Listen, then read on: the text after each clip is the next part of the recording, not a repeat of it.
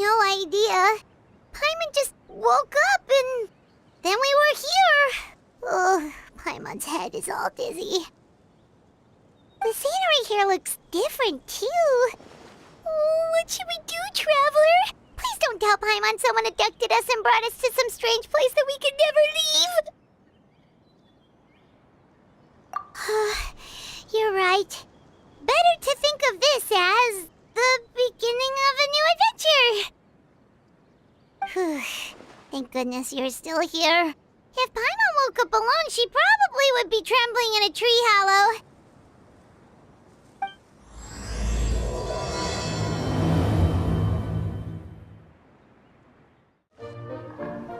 Traveler, did those plants by the road look weird to you? It almost looked like they were made of paper. And those two frogs over there? Yeah, they look like pieces of origami.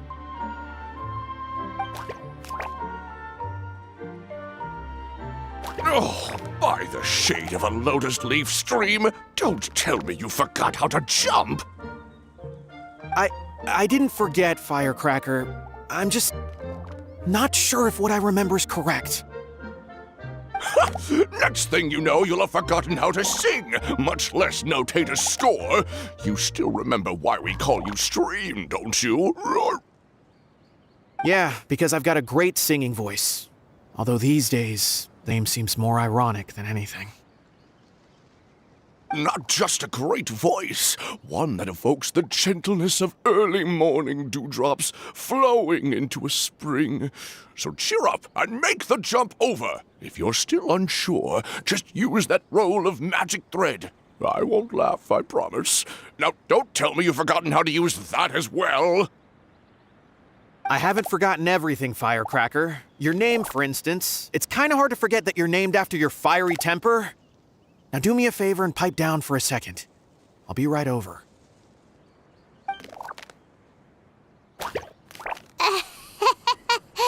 You saw that too, right? Paimon's not seeing things, is she? This place is getting more confusing by the second. Anyway, why don't we go after those two frogs? They didn't look evil or anything. Plus, they might be able to help us out. Guess we're not catching up to those frogs. They were so fast. Paimon couldn't even tell where they hopped off to in the end. Excuse me, honored travelers. Did you come from the Cliff of Prophecy, perchance? The chubby paper hamster just talked. Chubby? Who are you calling chubby? I've just got a slightly thicker layer of paper on me, that's all. Allow me to introduce myself. My name is Armand, and I'm an elder of the Forest of Blessings. I've been waiting here for the hero of prophecy to arrive. Traveler, could you pinch Paimon just to make sure she's not still dreaming? Pinching, you say? Well, I can help with that. Although you'll have to get a little closer. My arms are rather short. That's all right. We just need a minute to collect ourselves. Okay, let's think things through. We know for sure this isn't the world we're familiar with. The talking paper animals and all the paper trees and plants make that pretty clear. The hero from another world, supported by their companions, shall restore peace to the world. That is what the prophecy says. Dearie me, I completely forgot to introduce you to this world, didn't I? And here I am, getting all excited by the arrival of the hero. You'll have to excuse me. This old brain isn't what it once was, all shell and no nut. Oh well, perhaps my once glossy paper has faded past the point of no return. It's okay, really. You can just tell us all about this world now. Let me think. Where should I even begin? Pretty much forgotten everything that happened in the past. Right. I believe the story circulating along the pulp of this forest goes as follows. A long time ago, 3 goddesses created this world and named it Simulanka. The goddess of creation, who presides over matter and magic, created the mountains and rivers and gave us life.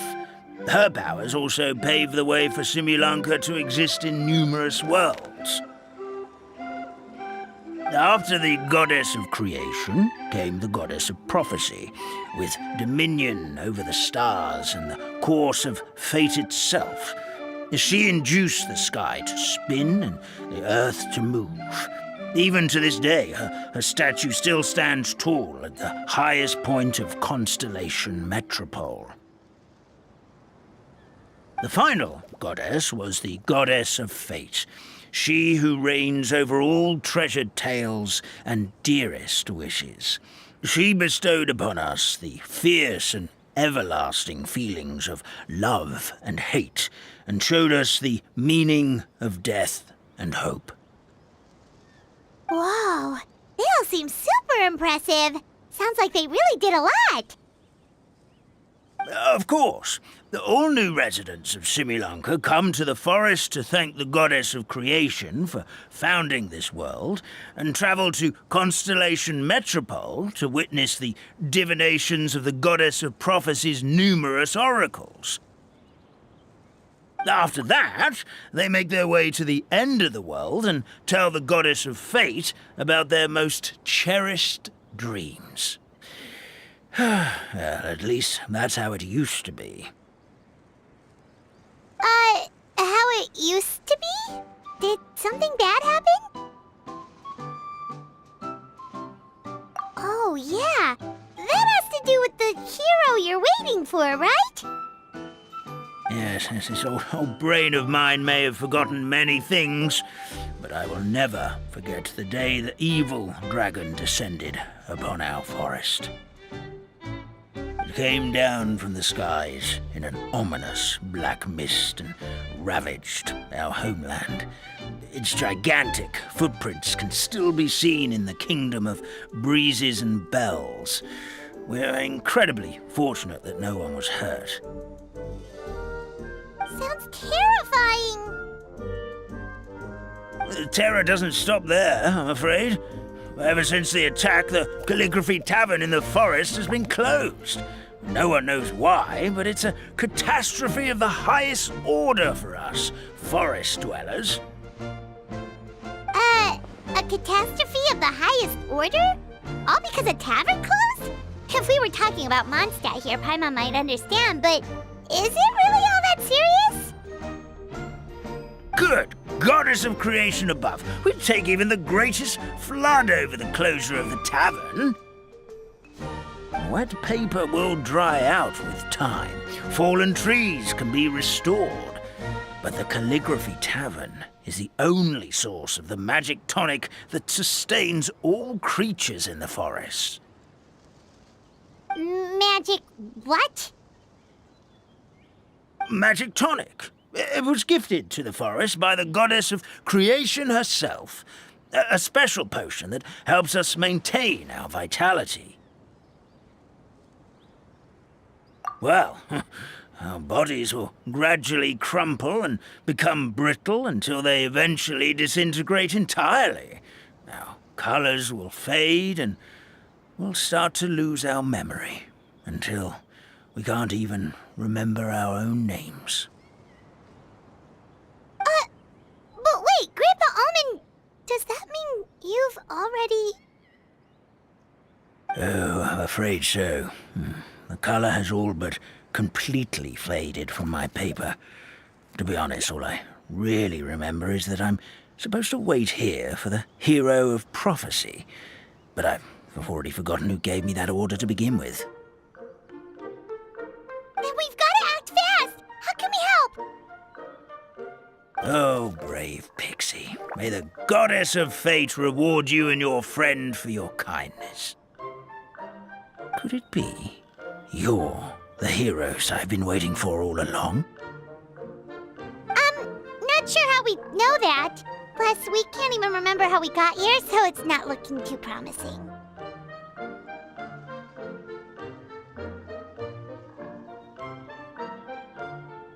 Well, this is turning out to be quite the conundrum for old Almond Brain here. The prophecy never mentioned anything like that. For now, why don't you come with me to the Hut of Blessings? Our forest fairy lives there. Maybe she'll know what to do. Whoa, a forest fairy? Like one that knows magic? Oh, you betcha. She's prophesied to join the hero on their journey. Well, then she sounds like exactly the kind of person we need. Please lead the way, Grandpa Almond.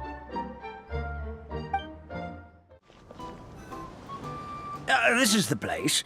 If you could just wait a moment, the fairy should be... Traveler! Paimon! Paimon knows that voice! It's really you! I'm so happy to see you!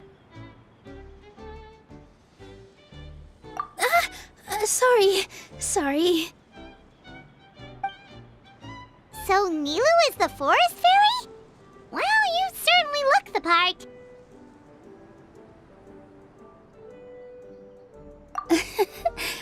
Thank you.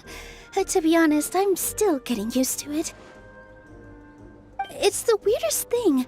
I remember I was reading a book at the Grand Bazaar, and then I guess I must have fallen asleep at some point because, well, then I woke up dressed like this. And in my dream, someone spoke to me. They said, "You are the fairy of the Forest of Blessings. Now go, save the forest with your magic." At first, I thought this whole world was just part of the dream, but no matter how hard I tried, I couldn't seem to wake up. I couldn't find anyone I knew from the real world either.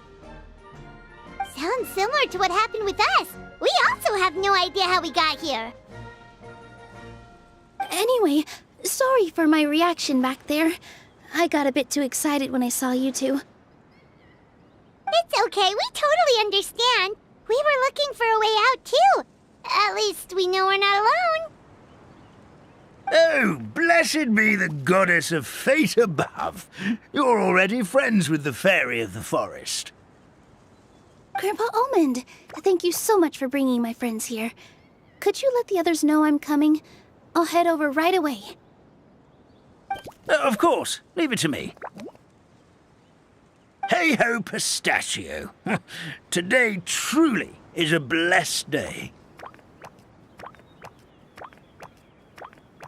Wow, Nilu. Looks like you made short work of getting to know the locals. Well, when I arrived here yesterday, Grandpa Almond told me all about the state of this world. Since they think of me as their forest fairy, I just felt like I had to try to help them. Oh, so you mean like using some kind of forest magic to repair the tavern? Unfortunately, I don't know how to use the magic of this world. I've tried using my vision, but it doesn't seem to work here. If the books stored in this hut are anything to go by, this seems to be the place where the goddess of creation first made the townspeople of this forest. She folded the pages of books into small origami animals, gave them life with her magic, and with time, that's how the Forest of Blessings took shape. Maybe one of the books here could teach us how to use magic. I read them all, but only found one reference to magic. The incantation, abracadabra, means to create what I say. This is a world made up of words, where fantastical powers can be wielded by all. Okay, so basically everyone in this world can use magic? That's nice, but still kind of vague. Yeah, from the other books I read, it seems like this goddess really likes to play fast and loose with the details. So, what should we do now? Didn't you say you were going somewhere, Nilu? Oh, yes. I was going to help some of the other residents of the forest. They've been busy making preparations to reopen the tavern, so I thought I could help out. Got it! Guess we should just focus on what we can do for now. This whole thing is making me pretty nervous, actually. It's like I've been pushed on stage without being taught the choreography. Since I'm already wearing the costume, though, I might as well try to play the part. It's what a professional dancer would do. And who knows? Maybe I'll find my own magic along the way. All I can do is try, right? At least you're optimistic. Thank you. Then let's go.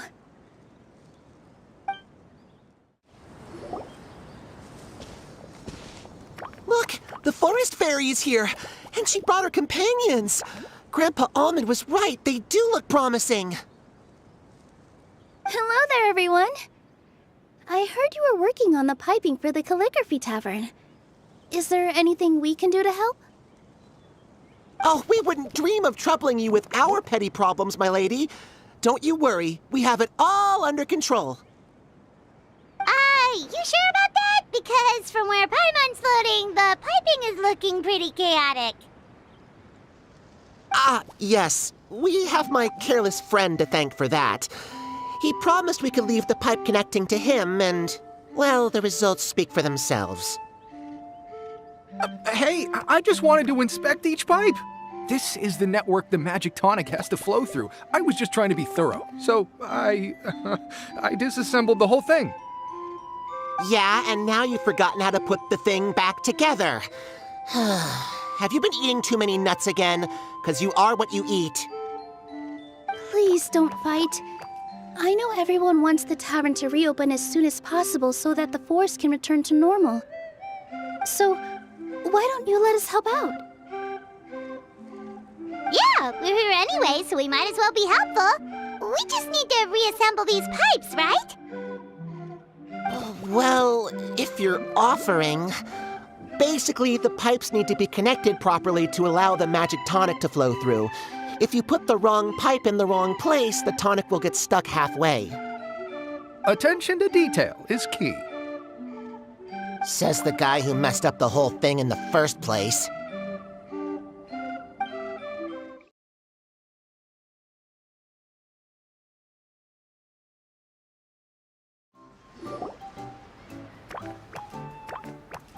Oh, amazing! You did it!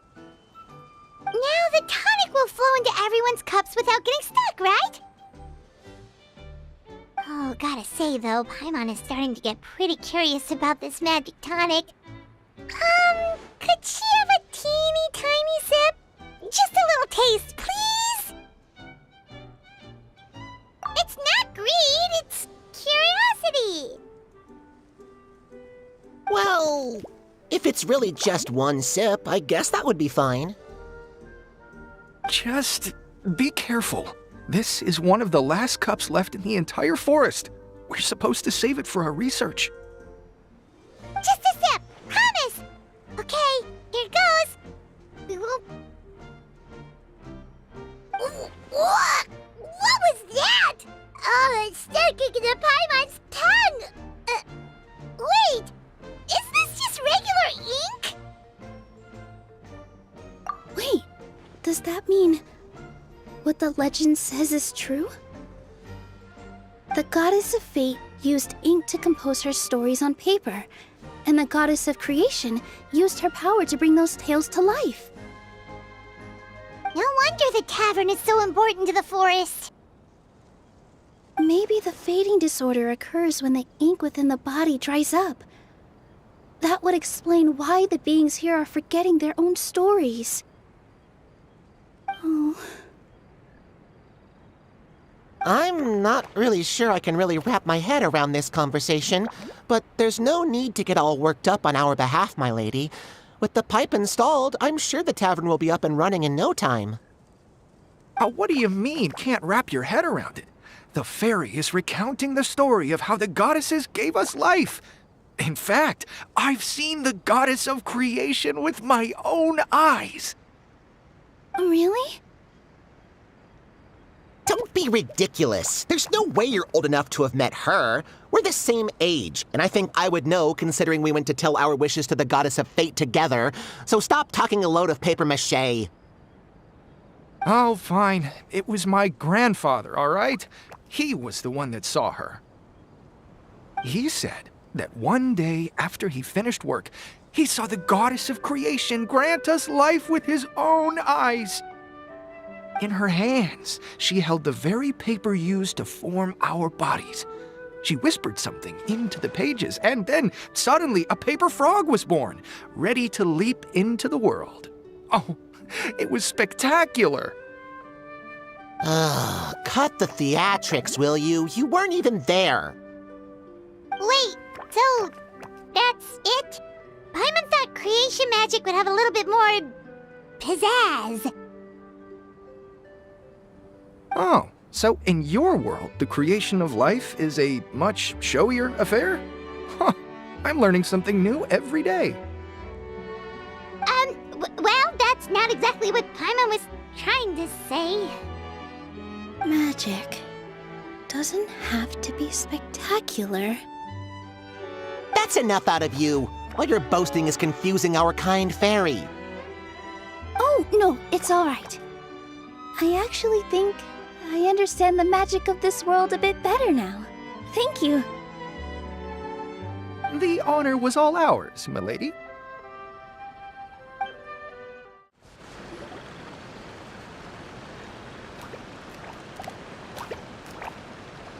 Oh, Stream! Your rhythm is off again! At this rate, it doesn't even matter if the tavern reopens. The band's not even going to get any gigs!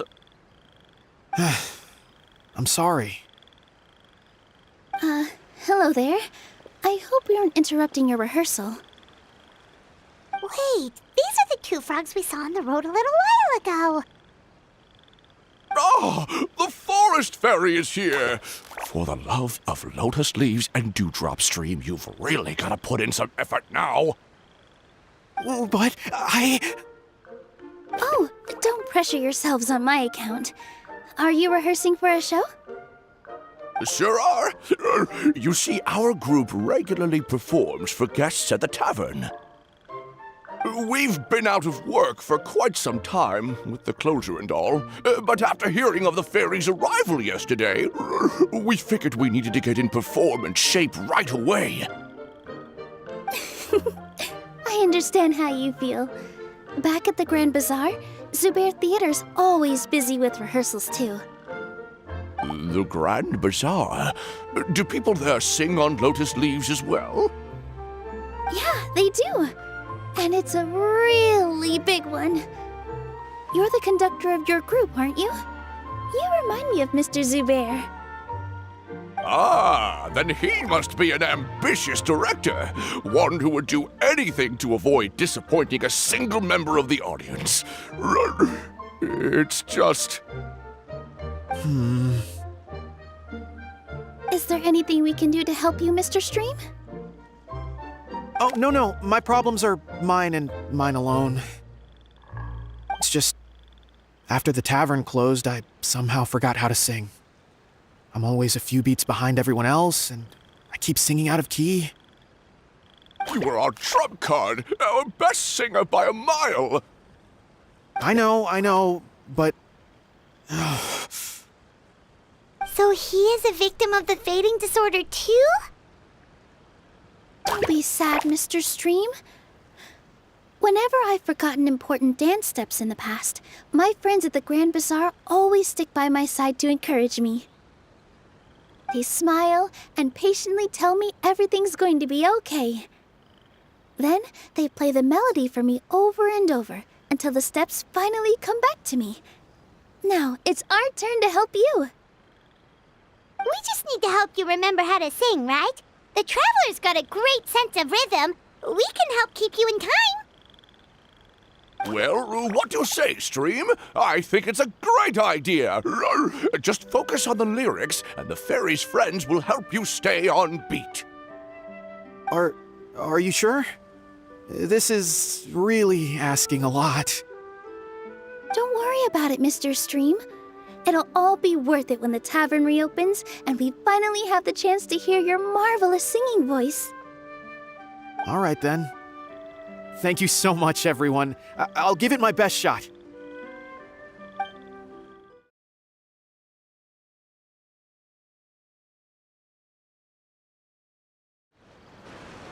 I feel like I'm getting the hang of it again. Goddesses above, this better stick when it comes to the performance. Just do it exactly like how we rehearsed. Thank you, everyone. Thanks to you, my voice is once again as clear as a flowing stream. Glad to hear that you're feeling better, Mr. Stream. It's also about time for us to go to our next destination. Mm-hmm. We'll be looking forward to your performance at the tavern. Oh, my dear Citrus, please tell me you're joking. We can't have you out of commission with the tavern about to reopen.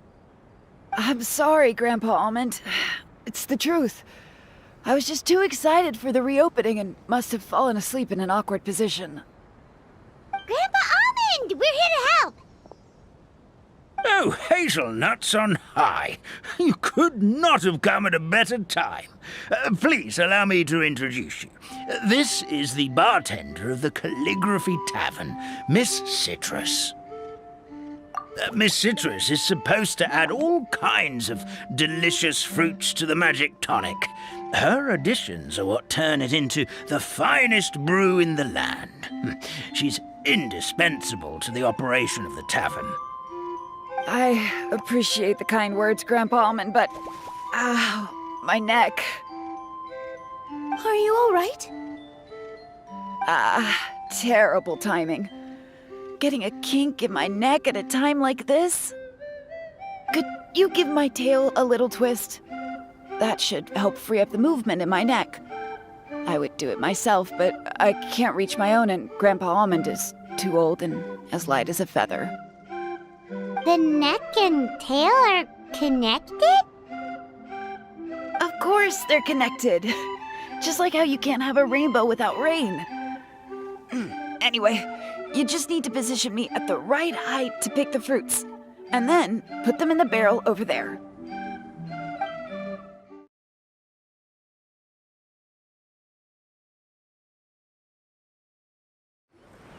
Perfect! My neck feels much better. So there really is some kind of connection between your neck and tail. Thank you so much, everyone. I can rest easy now, knowing the drinks at the tavern will be just as wonderful as before. That's another problem solved! Well, since we've taken care of most of the tasks, all we need to do now is reopen the tavern. But we still don't know how to use the magic of this world. We don't even know why the tavern closed in the first place.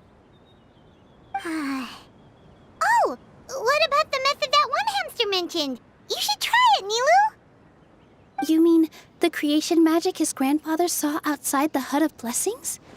I wonder. How exactly did the goddess of creation give them life? Maybe you don't need to understand it. Just give it a try. Everyone here calls you the Forest Fairy. Maybe you have the magic powers already and you just don't know it.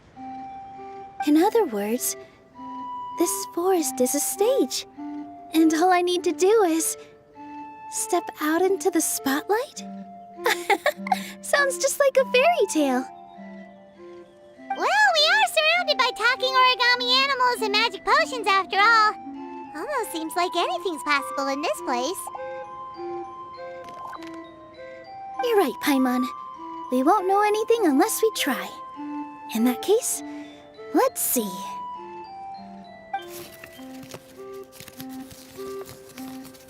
This is how you do it, right? I think I got the folds right. Whoa, your origami skills are great! I once saw one of our prop people making something similar. It looked really cool, so I took some time during my break to learn the basics. It's not a bad way to stave off sleepiness either. Well, how do you feel? Sense any, magical powers flowing through you? No. No? What are we missing? Magic words? But how am I supposed to know what the goddess said to bring them to life? Oh, good point! You're the forest fairy, Nilu! What do you want to say to the new resident of your domain?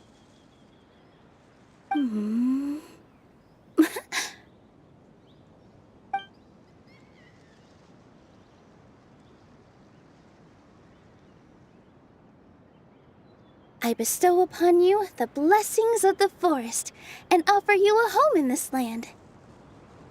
Your name shall be Hadisara.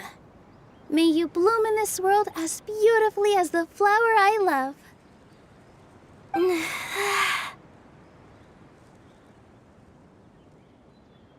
My name is Hadisara. It worked! It actually worked! Well, peel my shell and call me a nut. I never imagined I'd witness such a miracle at my age. It's just like what the stories said about the goddess of creation. Shell?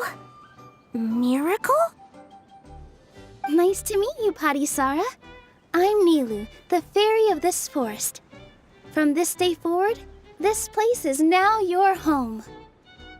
Hello, Fairy Nilu. I hope you'll grow up happily in this forest. Grow up. Oh, you can leave the little one with old Almond for now. Oh, this sure brings back memories. It's been such a long time since we last held a welcome ceremony. Here, Hadisara. Come to Grandpa Almond. Well, now that Nilu has mastered the goddess's magic, we should be able to reopen the tavern, right? Grandpa Almond, could you send a few people to check the underground space beneath the tavern? Oh, of course. May I ask why? The moment I used magic, I sensed something strange down there. I have a feeling it's connected to why the tavern had to close down. Of course, we'll look into it right away. Make sure you listen to Grandpa Almond, Hadisara. Don't go running off on your own. Hadisara, listen. Running!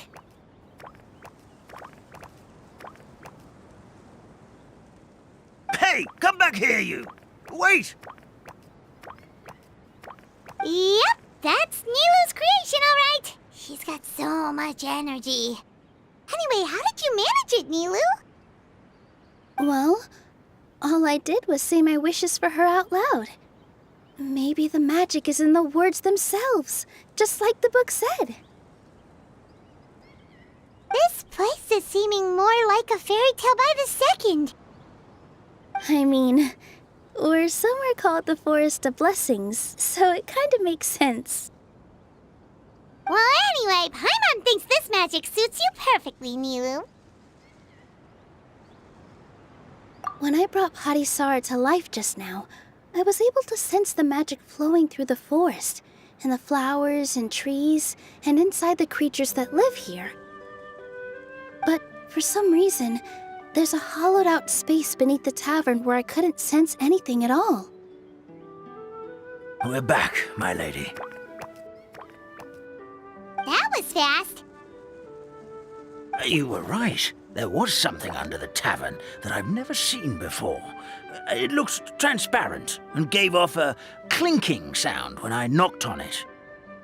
Transparent and clinking. Oh, I've got it! Already? You've got to use fairy tale logic, Paimon. That's right. An empty ink bottle, to be exact. Still remember the taste of the magic tonic you took a sip of, Paimon? Yeah, it was ink. Oh, Paimon gets it now! Traveler, Paimon, will you come gather some ingredients with me? I learned what we need to make the magic tonic back in the Hut of Blessings. Sure thing! What do we need to get? A setting sun that never sets, a dragon that cannot fly, and a moon that only shines at night. Where are we supposed to find crazy things like that? What? How did you get that so fast? Logic, huh? Lucky guess, more like.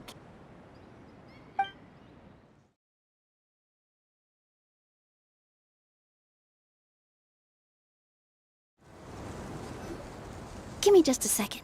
I'm gonna go fetch an ink bottle from the other room.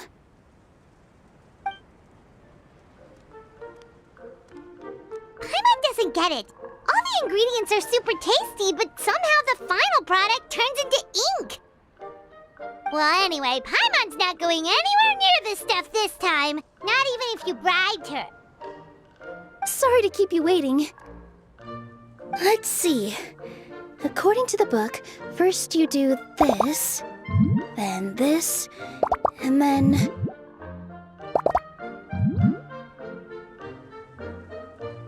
It's done!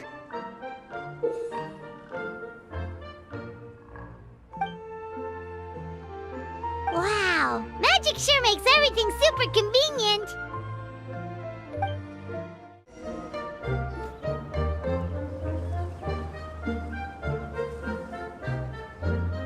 Yes, this is it. This is exactly the magic tonic we need. Grandpa Almond, could you take the concoction to the room underneath the tavern and place it next to the transparent bottle you found? I'll handle the rest. Of course. As you command, so it shall be done. I still get nervous at times like this. It's just like when you step on stage and you can tell that every single person's gaze is fixed right on you. Thanks, you two. I can't tell you how great it is to have you by my side. Almost makes me feel like I've been blessed by the goddess of fate, too. Let's go. We shouldn't keep everyone waiting.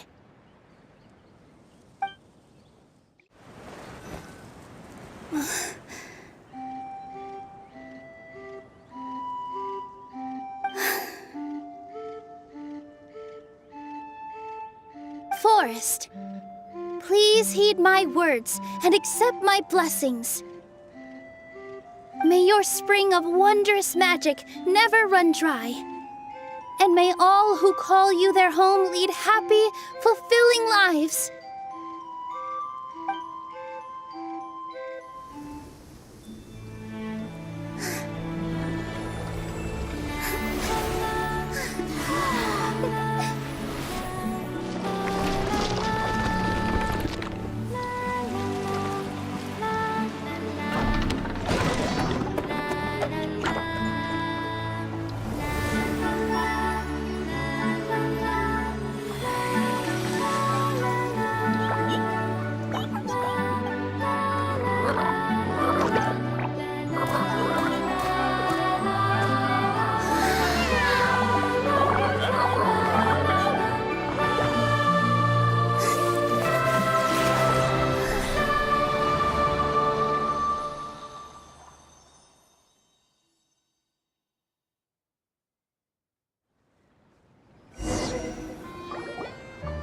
Fairy Nilu is amazing!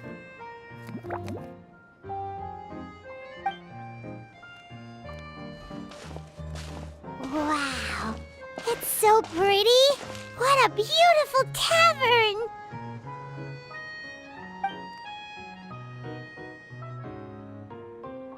It matches the scenery of the forest perfectly. I was so surprised when it suddenly opened up like that. Just like a pop-up book. I remember now. I remember everything. It was me. I was the one who went to the top of Constellation Metropole and witnessed the goddess's prophecy. The hero who shall save this world will descend upon the cliff of prophecy. The hero, supported by their companions, shall restore peace to this world. So the prophecy really did have all the answers. You just forgot the first half. That's why I was waiting near the cliff of prophecy. Wonderful, simply wonderful.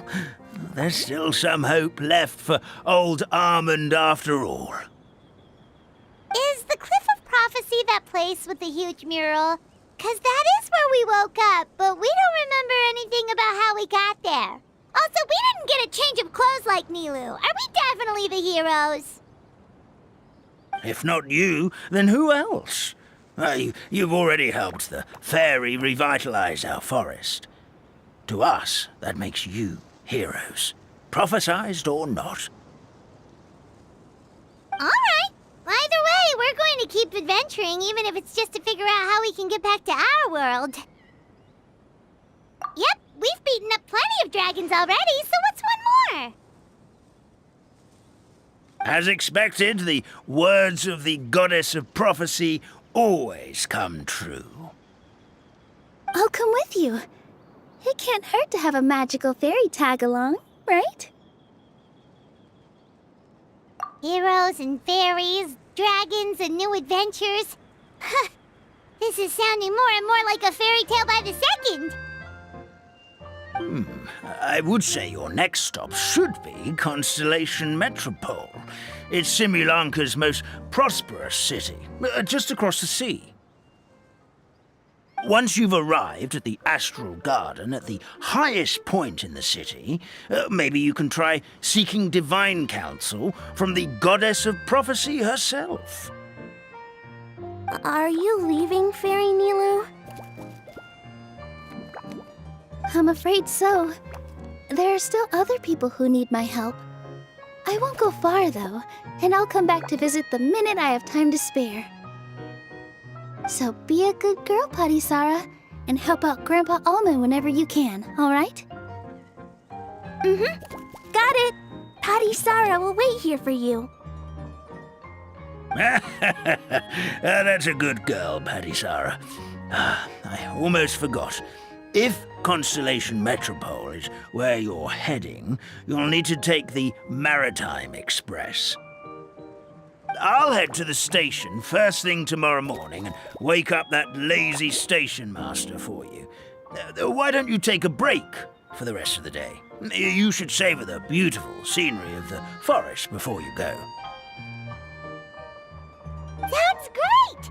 Paimon definitely feels tired after being on the go for so long. There's a spot in the tavern with Paimon's name on it. Oh, sounds like someone's ready to order. Oh, well, if you're offering. Paimon will take a glass of Buell fruit tonic. But hold the tonic.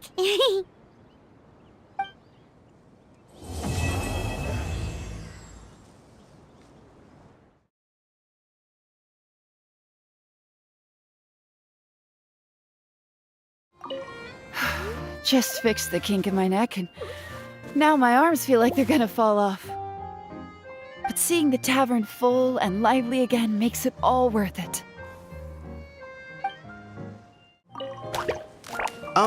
Firecracker? I think you've had enough.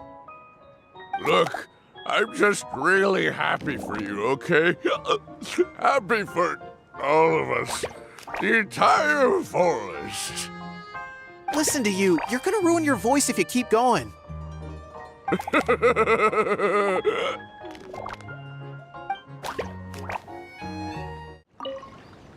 Fairy Nilu, can you teach Padisara how to dance? Oh, of course! How about we start up with the most basic steps? Okay.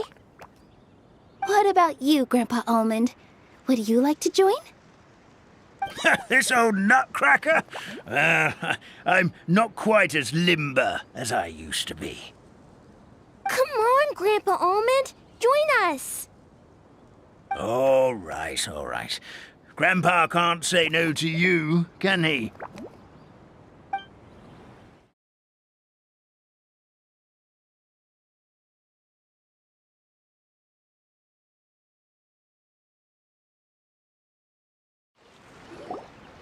Get up, said Jewel. Time to get to work, you lazy bones. I can't remember how to call the train. Just let me sleep a little longer, then I'm sure I'll remember. Don't try to pull one over on me, young man. Your fading disorder has been cured. I saw you chugging cup after cup of magic tonic in the tavern last night. You must be mistaken, Grandpa Almond. That guy definitely wasn't me. Oh, you remember my name now, do you? Then it seems like you're all better. You had no idea who I was when you were fading. Now, enough of your nonsense. Get up. The fairy and her friends are going to be here any second. All right, I'm up. The Maritime Express should be here soon.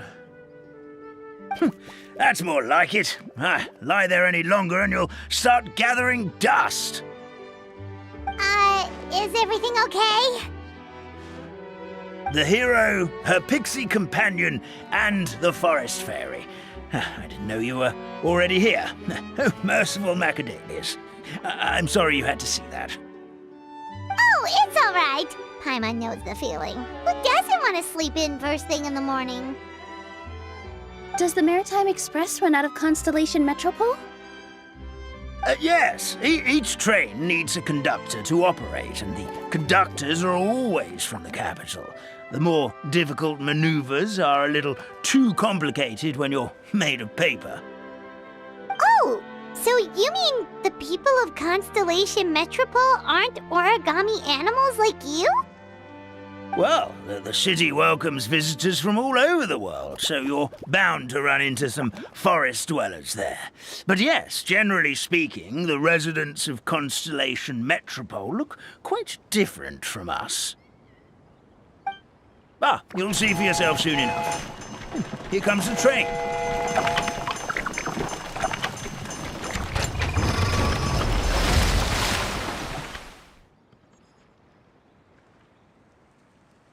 Pleasure to meet you, everyone. My name is Will, and I'll be the conductor for your journey today. I'm assuming you're the ones who called the train.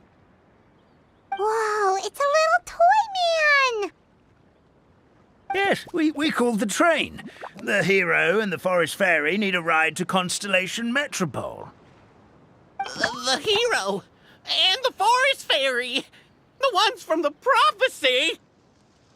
Oh, why didn't you say so earlier? We could have prepared a far more luxurious train. I'll just go back and get a better one.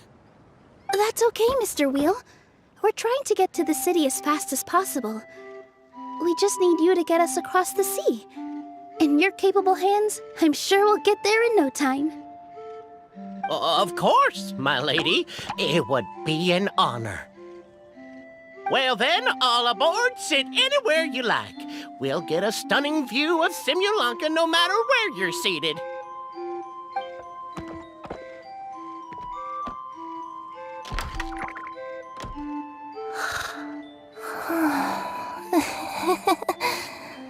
Oh, breakfast.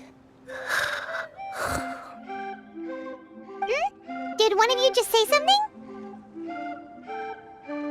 Wasn't me either. Breakfast. Oh, come back. Sounds like the voice is coming from inside the train.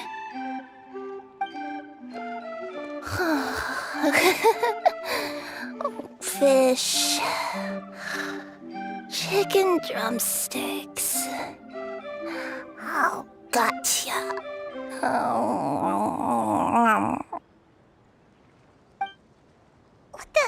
What's Kirara doing here?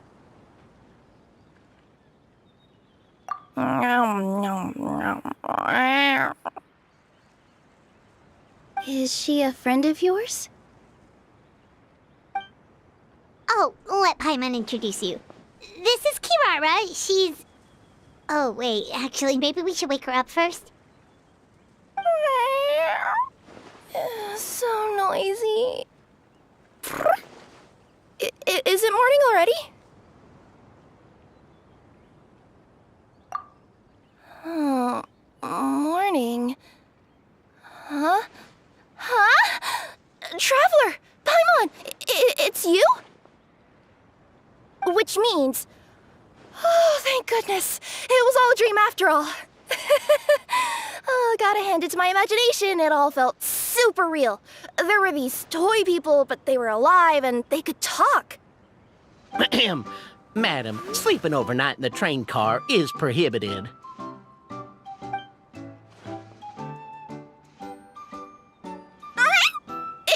It wasn't just a dream? It's all right, Kirara. Apparently we're in a world called Simulanka. We got here yesterday, too. Simulanka? So, that's what it's called. I spent all day yesterday wandering around this one city. The toy people called it Constellation Metropole. I was trying to find a way to get back home. I was seriously starting to think I'd gotten on the bad side of some great yokai and gotten swallowed whole. I take it you're Inazuman then, Miss Kirara? She sure is. But, Kirara here is kinda special. Let Paimon introduce you for real this time.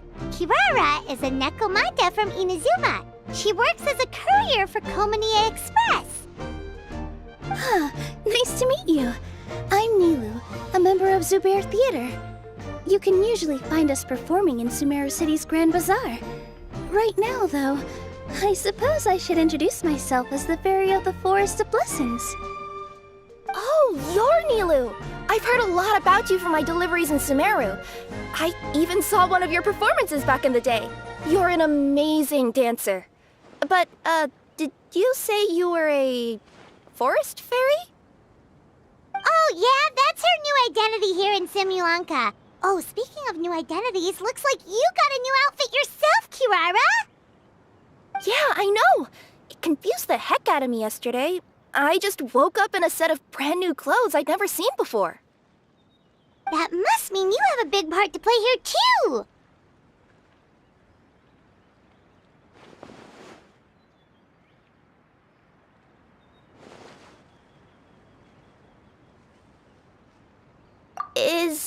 Is that a thing?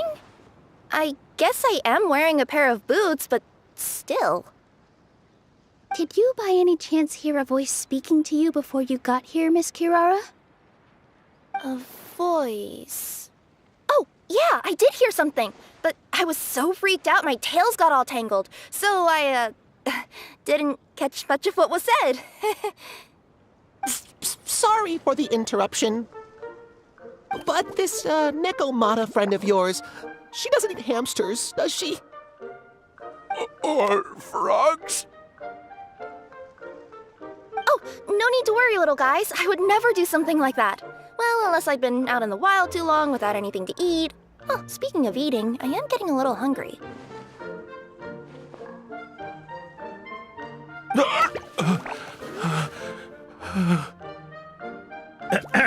Where are your manners, everyone? This young lady is a trusted friend of our esteemed hero. Now, I know a fear of felines is etched into us with ink, but I'm certain Miss Nekomata in boots here means us no harm. Sure looks like you're keeping your distance, though, Grandpa Almond. You will have nothing to fear, I promise. I met some origami animals in Constellation Metropole yesterday, and I even made sure to retract my claws so I didn't hurt them by accident. Plus, you all look just about as tasty as the cardboard boxes I deliver. Not that I'd try to eat you even if you did look tasty. Promise. Please excuse us, Mom. It's just an unconscious reaction. Ahem. Dear passengers, it's almost time for us to depart. Oh, yeah, that. Whoops. This turned into a pretty long conversation, didn't it? All right, let's get on the train. You coming with us, Kirara? Mm-hmm. I'll ride with you to the next stop. There's a place near the Metropole that caught my eye yesterday, so I want to go explore it today. Then all that remains for me to say is on behalf of the Forest of Blessings, thank you once again for all you've done for us. May the Goddess of Fate be with you and bless your journey, Madam Fairy, Miss Necomata in boots, and our brave heroes. Please do visit us in the Forest of Blessings again, once peace has returned to this land. We will. We'll definitely meet again. Take care, Grandpa Almond.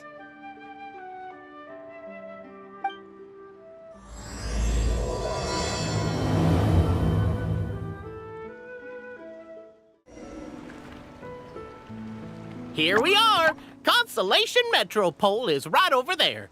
It's a short walk from here to the Gear Sky Ladder, which will take you right to Metropole Square. And thank you again for choosing Maritime Express. Great! And thanks to you for a smooth and pleasant journey, Mr. Wheel. The train cars were comfortable and spacious, and I had a great night's sleep. I'll definitely be back. As you wish, ma'am.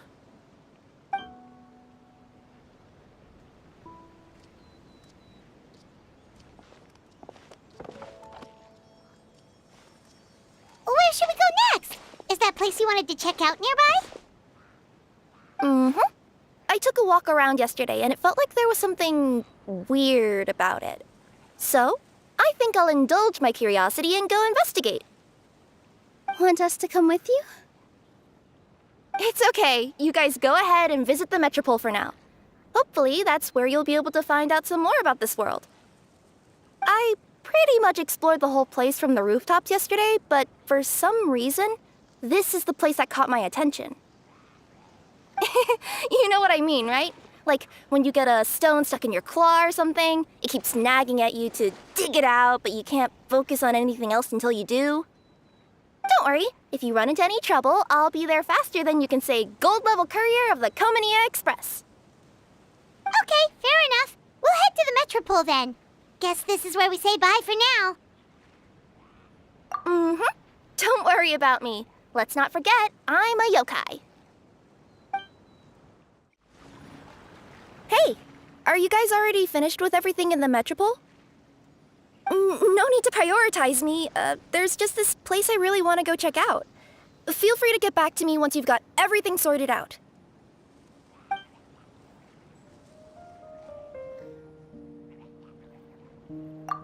Sure. Don't worry. I'm not going anywhere.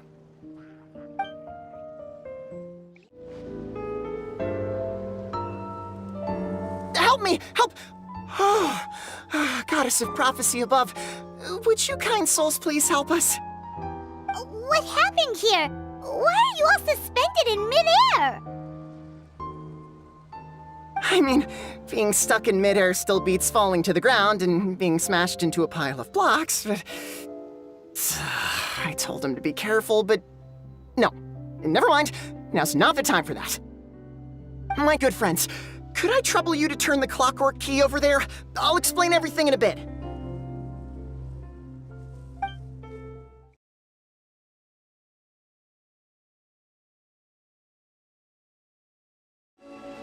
Oh, thank you. Oh, thank you. What happened there? It almost seemed like we turned back time. I take it this is your first time witnessing the power of the Goddess of Prophecy, then? If so, I can see why you might think that. Basically, this is a gift bestowed upon Constellation Metropole by the Goddess of Prophecy, who rules over the natural course of all things. It helps those who have deviated from their proper path to get back on track. Proper path? Do you mean everything that happens in the Metropole has been planned out since the very beginning? Why are you saying that as if it's a bad thing? You're not explaining it clearly. Here, allow me. Of course, all the residents of the Metropole have the freedom to live their own lives. For instance, whether I use olive oil or sesame oil in my morning skincare routine is entirely my choice. But whenever something disastrous is about to happen, like when I almost got turned into a pile of rubble just now, the goddess's magic will activate in the world around us. So, in other words, it's kind of protection magic? to keep people alive? You could say that. There are other situations in which it activates too, but that's basically correct. Well, in any case, we're glad no one's hurt. Are you heading to the Constellation Metropole? Yep. Do you know where we can find the Gear Sky ladder?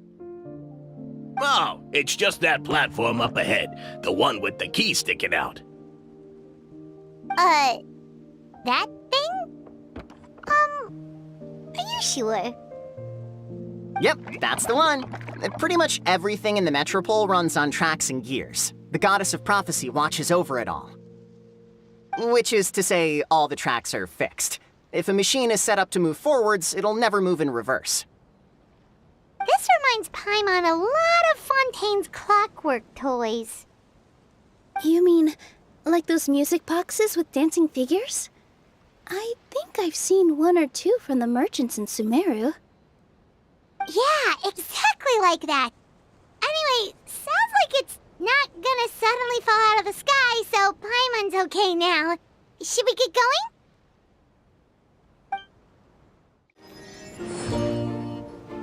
Oh, what a bustling city! This place is fit for a king!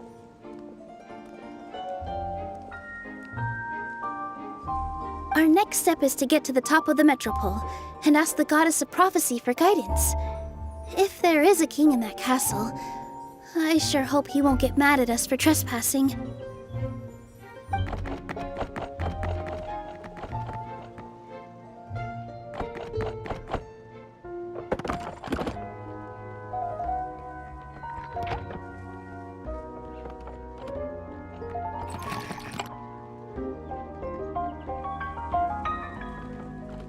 Make way for the king!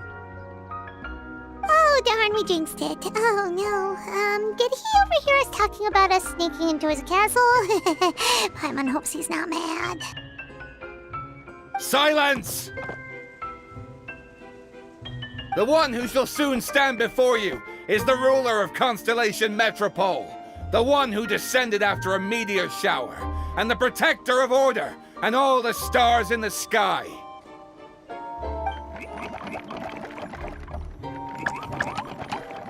That's a long list of titles.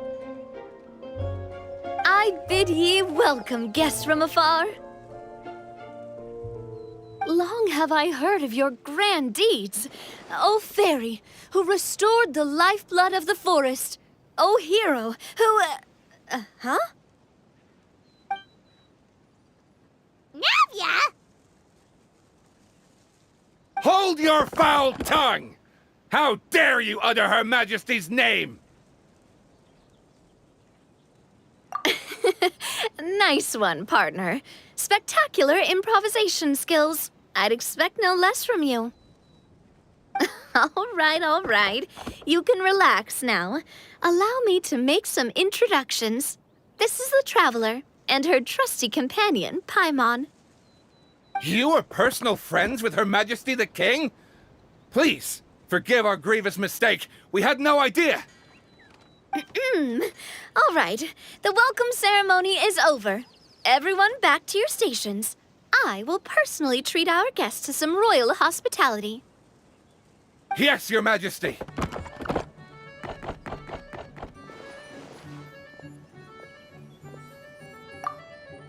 Oh, come on, I've already sent them off. So anyway, how did you guys get here? We were gonna ask you the same thing! Also, how are you already king of this nation? And where did you get a crown? Oh, wait, don't say it. You just woke up like this, right? Sounds like you've answered your own question. But before I woke up, I heard a voice say to me, "You are the king of Constellation Metropole. Now go forth and save your city." A similar thing happened to me. Oh, yeah, sorry. You must be the fairy of the Forest of Blessings, right? Mm-hmm. This is Nilu, a friend that we made during our time in Sumeru. Nice to meet you, Miss Nilu. I'm Navia, the president of Spina di Rosula. If you ever get the chance to go to Fontaine, make sure you come and visit me. I'm based in Poisson. Seems like you're taking this all in stride. Aren't you nervous about getting stuck here and never being able to get back home? Why would I be worried about that? We've faced much bigger problems than this before, and we always pull through. This should be a piece of cake. Besides, life's always full of surprises. You gotta learn to just enjoy it. That sounds like a great outlook on life. You have a very optimistic spirit. Thanks, I'll take that. Honestly, though, it also puts me at ease to find out that you guys are the fairy and heroes that I've been hearing about in this prophecy. We're kind of veterans at dealing with prophecies by now, aren't we? About that, has anything bad happened in the Metropole? We heard about an evil dragon. Did it make a mess here too? It sure did. Apparently, for whatever reason, he went for the stars above the city recently. Literally just flew up and started snatching them out of the sky. Luckily, the guards responded quickly and stopped the dragon from taking them back to his lair. Unfortunately, though, he dropped them before he flew off. Now they're scattered all around the Metropole. I've been out trying to retrieve them, but I only managed to get one of them before you showed up. Oh, I didn't ask yet. What brings you to the Metropole anyway? Oh, Paimon can explain.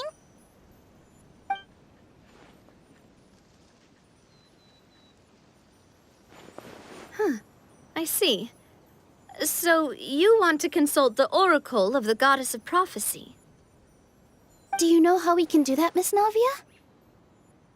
Well, the goddess's statue is indeed at the top of the castle. I can take you up there.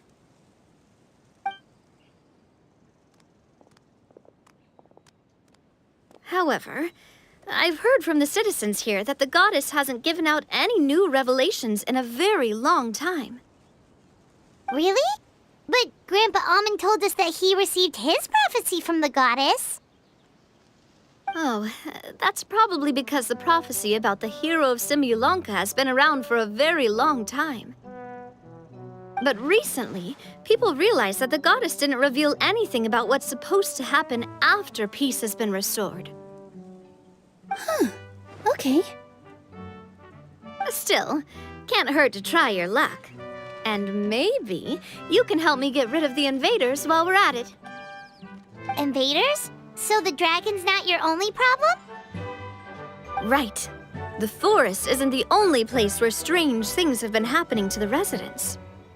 Have you come across the gift from the Goddess of Prophecy yet? You mean the protection magic that stops them from coming to harm? We saw it in action. Yep, that's the one.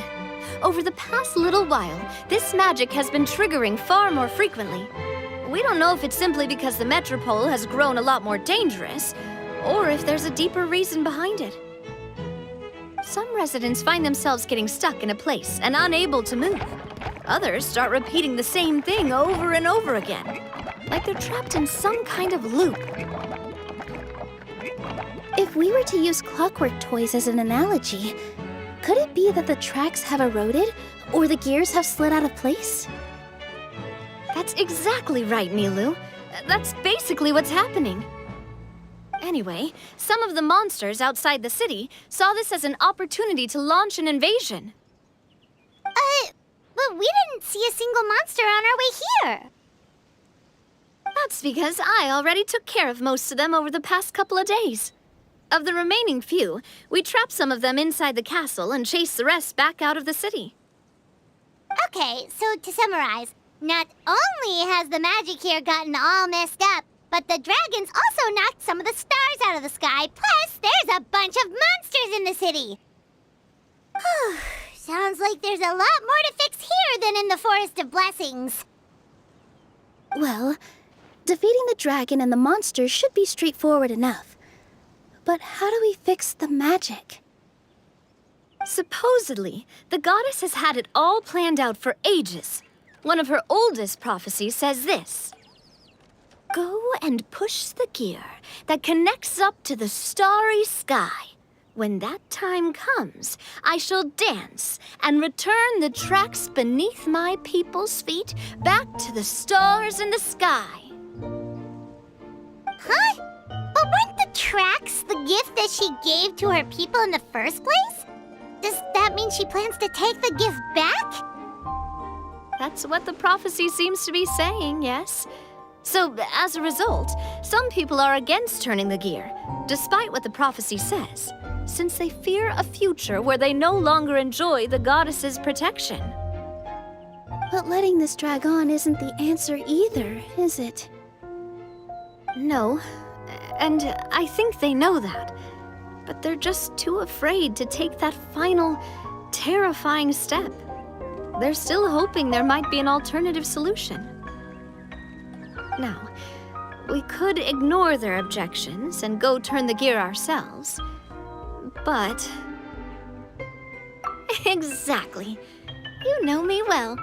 And that's why you're my partner. I want to get as many people on my side as possible. At the end of the day, this is their city, and they should have the right to decide its future. Ooh, spoken like a true wise king, Navia. I am the boss of Spina di Rosula, after all. This may be my first time as a king, but there are a few similarities between the two roles. Traveler, Paimon, Miss Nilou, would you be willing to lend me your support? With your help, I'm confident we'll be able to find the most frictionless way to resolve the problems plaguing this city. Not gonna lie, Your Majesty is definitely growing on me. Seriously, like we'd ever say no. We're your friends! No need to ask us so formally in the future. I'm happy to help too. This is a beautiful city, and just like the Forest of Blessings, I would love to see it return to normal as soon as possible. Ah, great. As the King of Constellation Metropole, I extend to you my gratitude. All right, everyone, follow me. I'll show you the way to the goddess statue at the top of the Metropole. And stay close. You don't want to get lost in my castle. It's huge. Huh? What's this? Wait. This looks like the star I found earlier. I told the guards to place it near the goddess statue. Maybe they ran into some trouble up there. Guess we'd better hurry.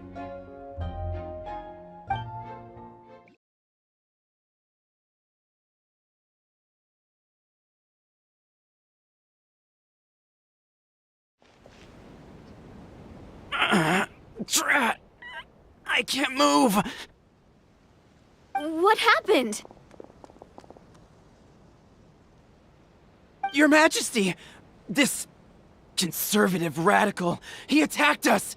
He threw the star from the Astral Garden and even stole the magic thread linking the Oracle Pillars! But just as we were about to arrest him, the goddess's magic activated, and now we can't move! No! Nobody touched the celestial gear! What's an oracle pillar? You need to use it to pray to the goddess. I'll explain later. First, let's help these guys.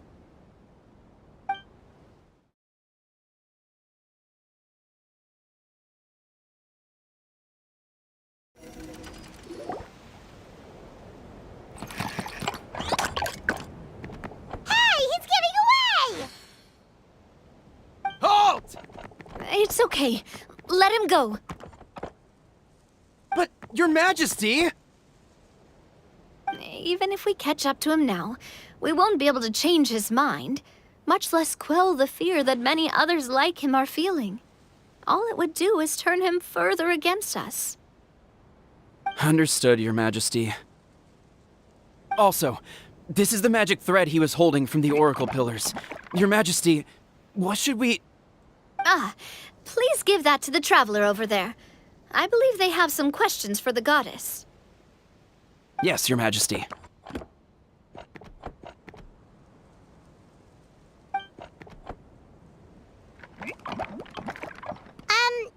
So, what do we do with this exactly? See those oracle pillars over there? Just use the magic thread to connect them together in a specific pattern. and the goddess of prophecy will answer your prayers. Oh, sounds easy enough. Let's give it a try.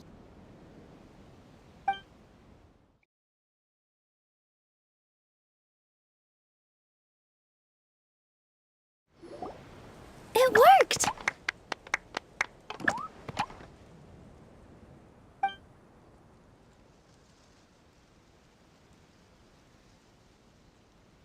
To which course of fate do you seek answers, my child of Simulanka?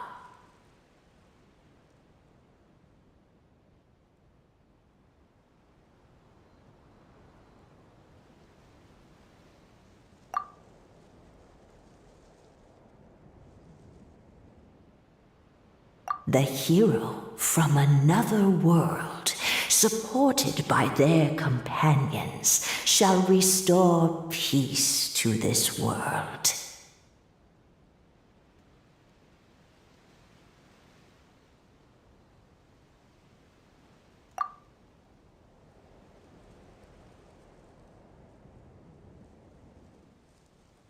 Go and push the gear that connects up to the starry sky.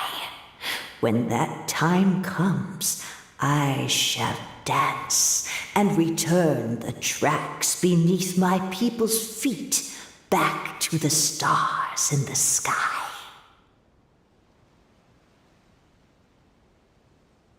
So, Miss Navia was right. The goddess of prophecy didn't tell us anything about the future. Fair enough. Guess we'll just have to play it by ear. Then first, we have to restore the sky back to its original state by putting the stars back in their positions. Let me do a quick count. All right. Adding in the ones we picked up on the way here, I think that's all of them. Let's go hang these stars back up in the sky. In the sky? How do we get up there? Oh, I got us covered.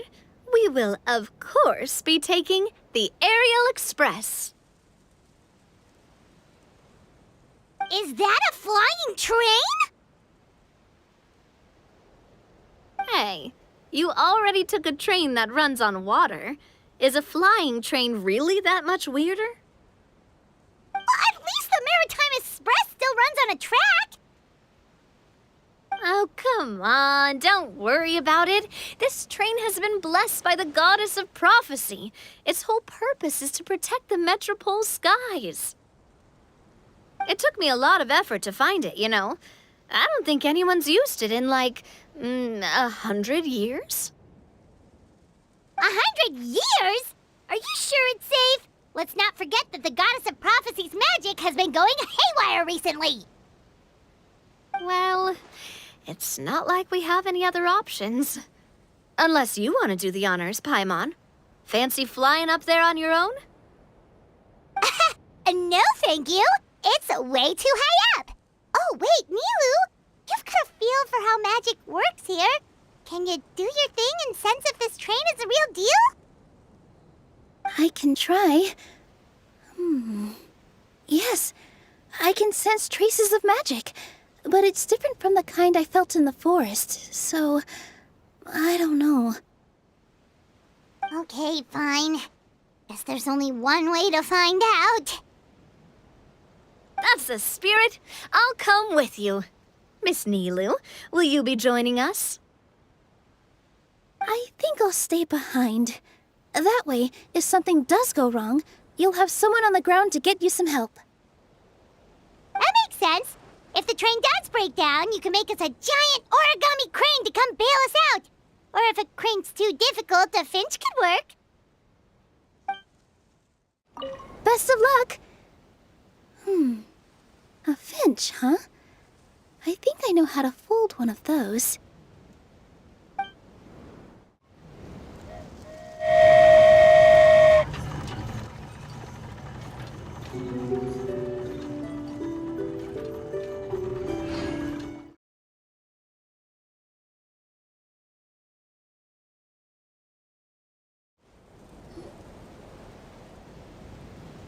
Great job!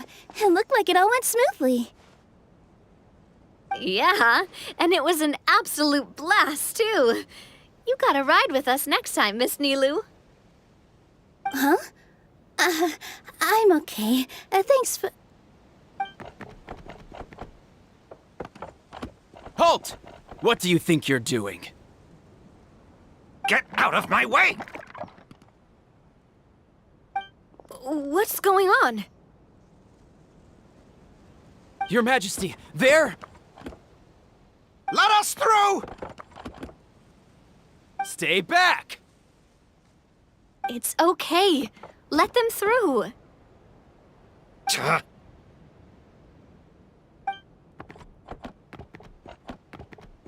Your Majesty, could we please ask you not to turn the gear that connects up to the sky? And why is that?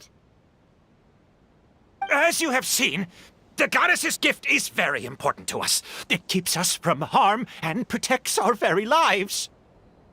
Some of us, we just aren't ready to lose that protection. I see. I understand. Huh? Your Majesty, do you mean...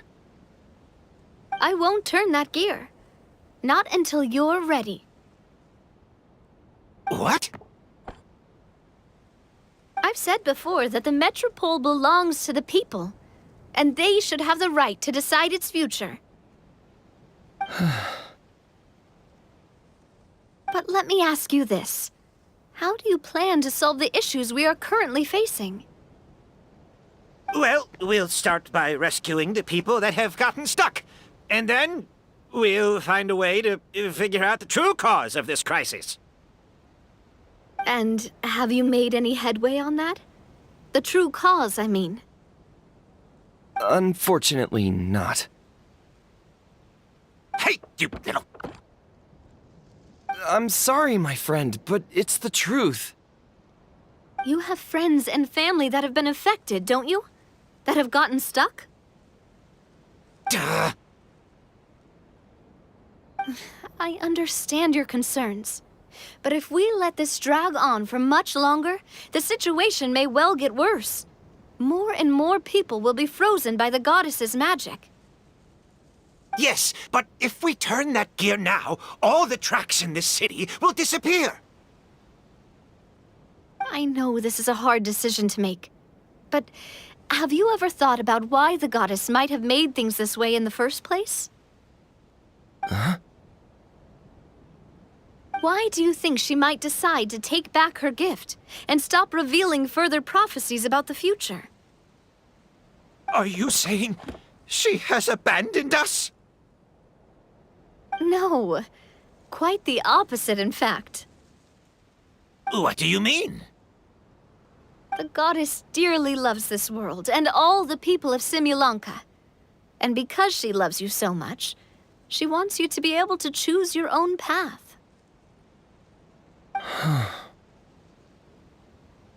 Every parent hopes their child will have a happy and carefree life. But if they're overprotective, then all they'll manage to do is keep their child trapped. If a mother bird lets her baby ride on her wings for too long, her child will never learn how to fly.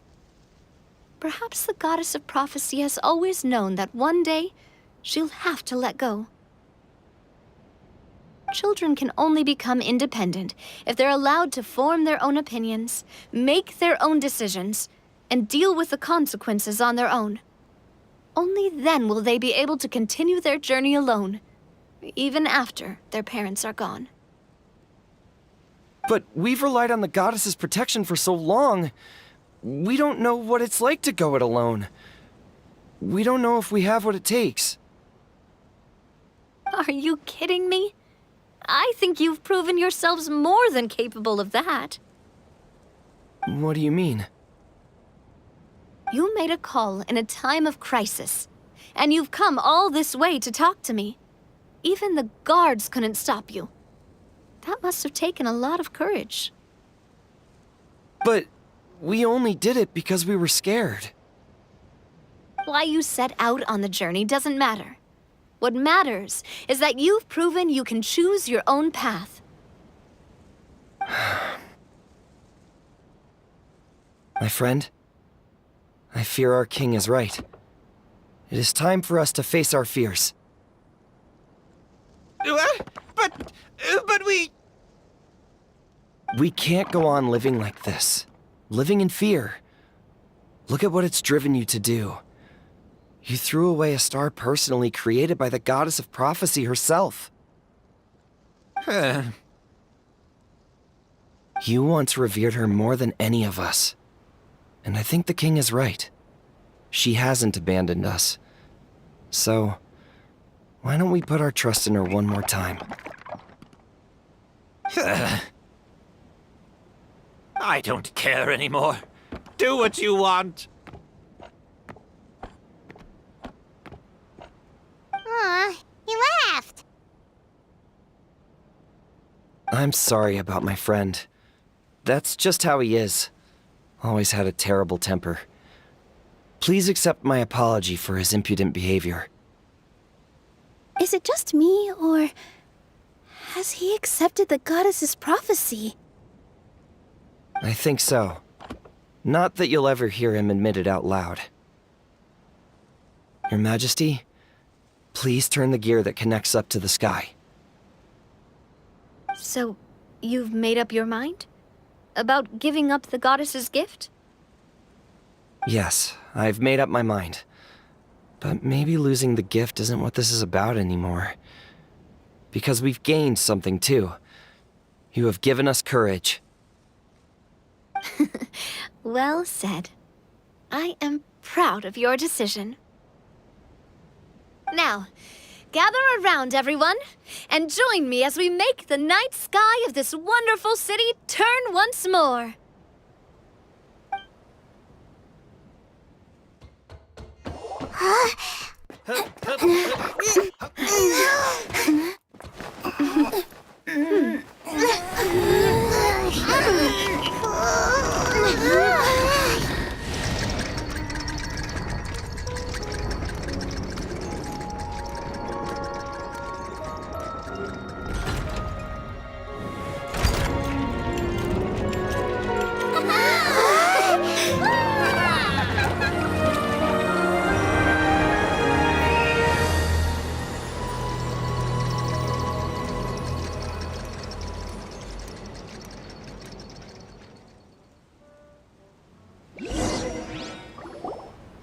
So the stars hanging in the sky, they're music notes!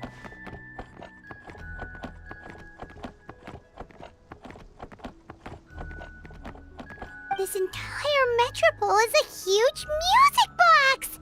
That's incredible!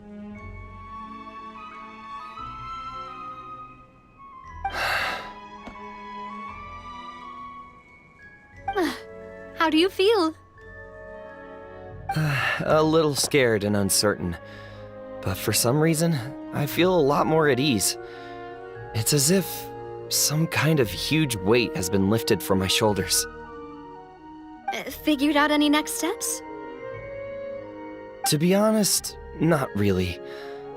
But maybe I can start by having a heart-to-heart with that stubborn friend of mine. I have an idea. If you don't know what to do, why don't you start by helping the people around you? You mean the people who got stuck because of the goddess's magic? I mean anyone and everyone who needs your help. By helping others, you'll eventually find your own path.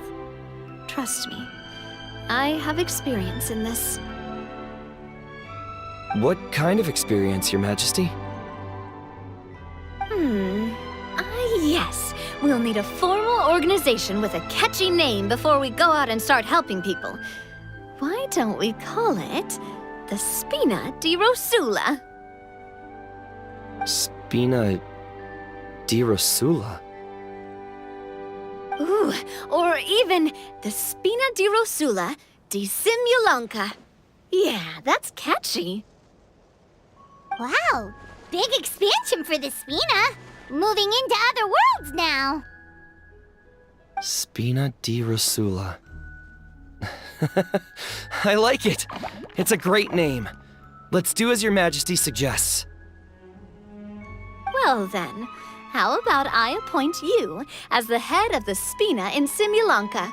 While I'm off fighting the dragon with the other heroes, it'll be your responsibility to work with the guards and take good care of the people in the metropole. What? You're planning on fighting the dragon? But no, Your Majesty, you must reconsider! He's right. Your Majesty, you can't. How are you two on the same side all of a sudden? Perhaps Your Majesty is unaware of this. The great dragon suddenly broke out from the Titanium mines one day and tore the end of the world to pieces. After that, it spat out a strange fog that surrounded a whole island. No one knows what lies beyond the fog, and no one knows what has become of that poor island. Before Your Majesty arrived, we dispatched many soldiers to fight the dragon, but none came back alive. Yikes. Sounds worse than we thought. Isn't that all the more reason for us to go? There could still be guards trapped there, waiting for someone to rescue them. King Navia is right. We cannot simply stand by and watch as the people of this world suffer. Very well. Though I have not served by your side for very long, Your Majesty. 2 days is enough for me to have learned that once your mind is set, any attempts to change it are futile. You're a pretty good judge of character. He probably didn't mean that as a compliment. Since you're serious about this, I won't try and stop you. There's only one way to reach the end of the world, and that's by taking the Maritime Express. Oh, right! So there's a line going there too? Yes, it was originally built to serve the workers commuting to the Titanium mines, but it has been abandoned since the dragon attack. I'll tell the conductor to wait for you at the platform by the side gate to the Metropole first thing tomorrow morning. You're embarking on an extremely dangerous adventure. Please be careful, Your Majesty and friends. Oh, thank you for your concern. While I'm gone, I leave the Metropole in your capable hands. Yes, Your Majesty. Just call me boss from now on. That's what everyone in the Spina calls me, and it's what I'm used to.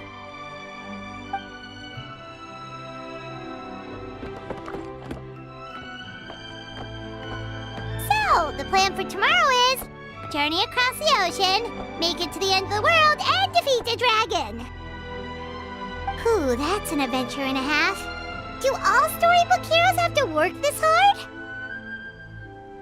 At least we'll get to see some amazing scenery along the way, right? Besides, we'll have each other. It'll be a shared experience that we'll never forget. Plus, we're pretty well equipped for a classic heroes versus dragons story. We got Miss Nilu as our magic caster, and I guess I'm the melee warrior who leads the charge? Paimon can definitely see that. Anyway, those are tomorrow's problems. Right now, all Paimon wants is to eat a proper meal, because worst case scenario, if Paimon ends up getting eaten by a dragon, she wants to do it on a full stomach. And something about the end of the world doesn't sound like a great place for food options. Well, the origami animals in the forest only drink magic tonic. What do the toy people here in Constellation Metropole eat? Vegetable oil and sawdust, I think.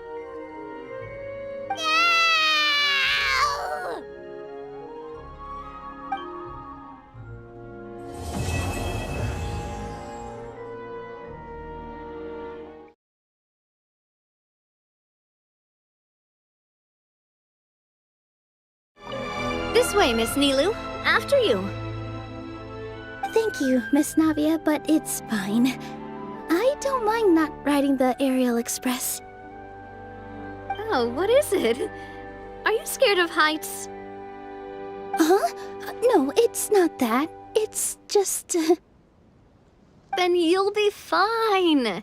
If you feel scared, just hold on to my hand. And if you feel really scared, hold on to both of them. You're never gonna see something like this again. Why not just go for it?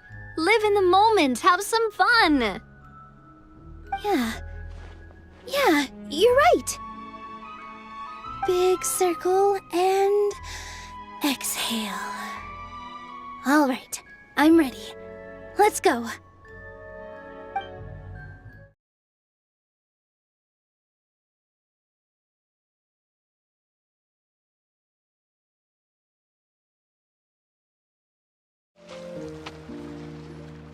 Carriage inspection, check.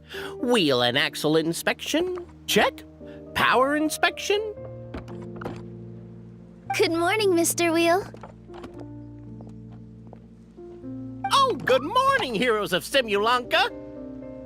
Hey, our old friend Wheel is the driver again.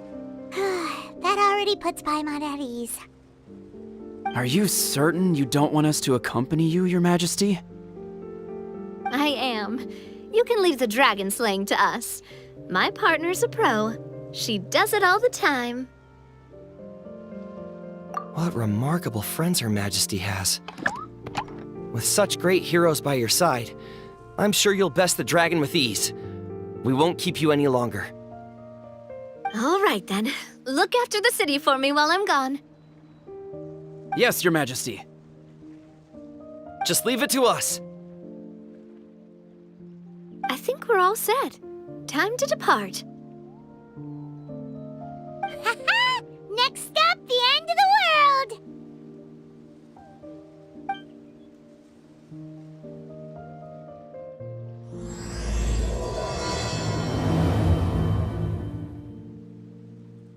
All change, please, all change. So we've got to switch trains, right? Huh? What's that? It looks like Haley Churls, they've taken over that platform! Huh? What do we do? Just find somewhere to hide, Mr. Wheel. We'll take care of them.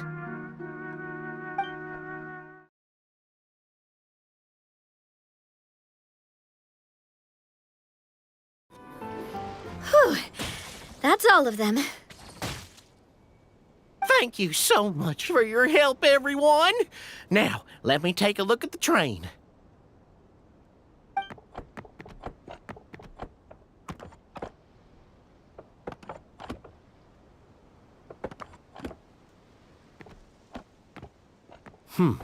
The carriage is a little scratched up, but there doesn't seem to be any real damage.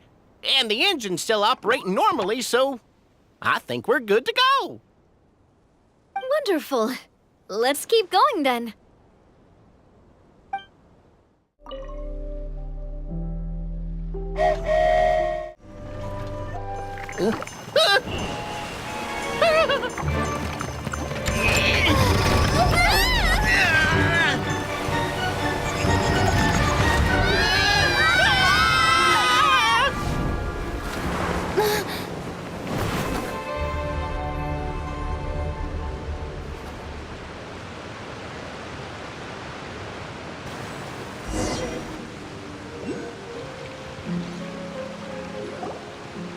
Go forth and witness this world, my... Make sure to be nice to everyone. I leave it to you.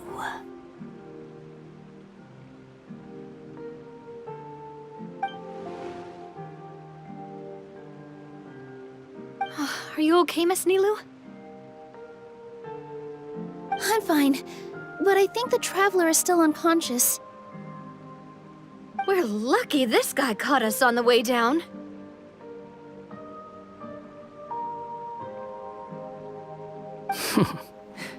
Passed out from a little fall, did ya? How fragile.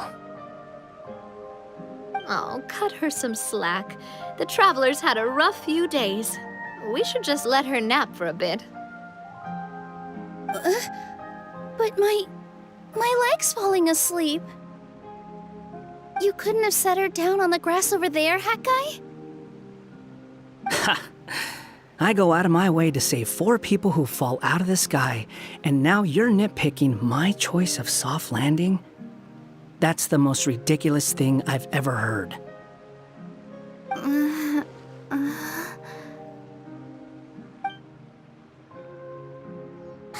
She's awake.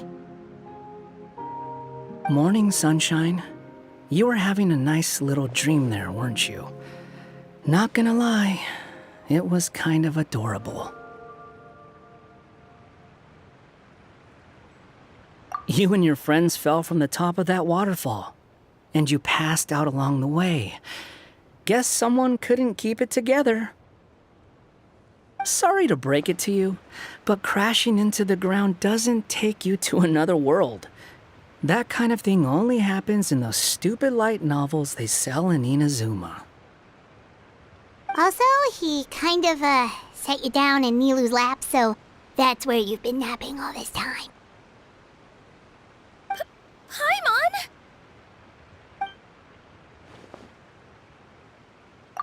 Oh, no. It's all right. I'm just glad you're okay. You didn't hit your head, did you? Is the dizziness gone? Really? What did they say?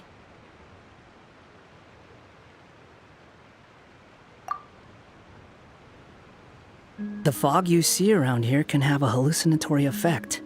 Apparently, it's the work of that dragon. Maybe you inhaled some while you were freaking out on your way down.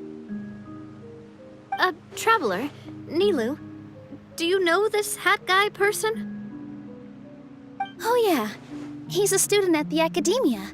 We met during the last Inter-Darshan Championship. He was representing the Vahumana Darshan. Well then, hello there, friend. I'm Navia, the president of Spina di Rosula. It's very nice to meet you. So, should I just call you Hat Guy as well? Seems like that's what everyone's calling you. Sure. Whatever. Wait, Hat Guy. What's that sword around your waist? An unwelcome encumbrance, that's what. I've had it ever since I woke up here. Tried to toss it, but no matter what I do, it always reappears. Such a pain. Anyway, if any of you want the hero sword, you can have it. Wait, it's called what? The hero's sword. Meant to be wielded by the hero. I know. Me of all people, right? The irony. What? You're the hero of this world? Will you calm down? It's just a dumb title. Oh, it's just that this entire time, we thought we were the heroes of the prophecy. Well, if it means that much to you, you're welcome to claim the title. You'd be doing me a favor. That's not the point! The real question is, if you're the hero, then where the heck have you been all this time? Looking for a way out. I heard there's a boat in this area that can bring you to another world. So I came to investigate. But look at the state of things around here. The lighthouse collapsed, the boat won't budge. I say we try to find a different way out. Huh. Paimon's guessing a voice told you what you were supposed to do here. That's what happened with Navia and Nilu, at least.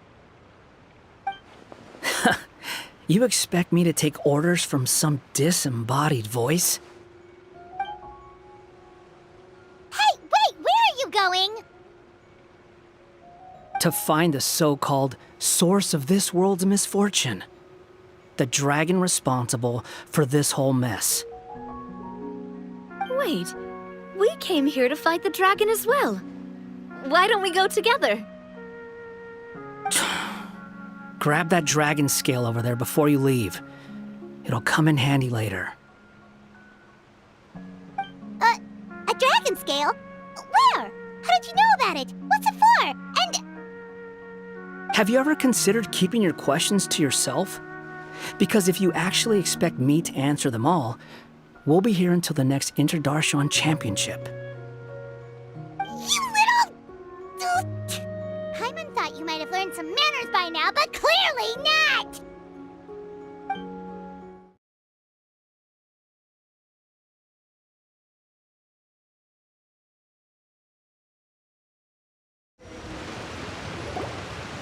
This should do it, right? Wow, this scale is amazing! It turns everything it touches into something hard, almost like a toy block! It doesn't seem to work on us, though. It spews out poison and transmutes everything it touches. Huh. No wonder they call it the evil dragon. Your Majesty, Madam Very Brave Hero! What are you looking at me for? He's obviously talking to you. Mr. Wheel, you didn't get hurt when we fell, did you? Oh, not at all. Thankfully, the young man in the hat was kind enough to lend me a hand. There seems to be a village over here. Some of the residents used to work in the Titanium mines, and some came to fight the dragon, then got stuck here. I see. I'm glad they're all safe and sound. I can try to use my magic to fold a boat to bring everyone back. Oh, I'll help too. Still, I think we need to take care of the dragon first. We don't want it to start causing trouble when we're trying to load people onto the ship. Apparently, the villagers often see the dragon fly into a space behind the waterfall. They think that's the location of its lair. Then we should look around and try to find a way in. I'll wait here for your triumphant return. Your Majesty, brave heroes, please be careful.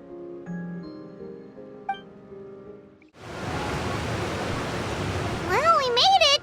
But with the force of this waterfall, there's no way we're getting through. Quick, take out the dragon scale. Wait, but... No. Paimon doesn't need to ask you anything. The dragon scale can turn anything it touches into toy blocks, so... Aha! You want to use it to block off the water! See? Paimon can figure things out all on her own.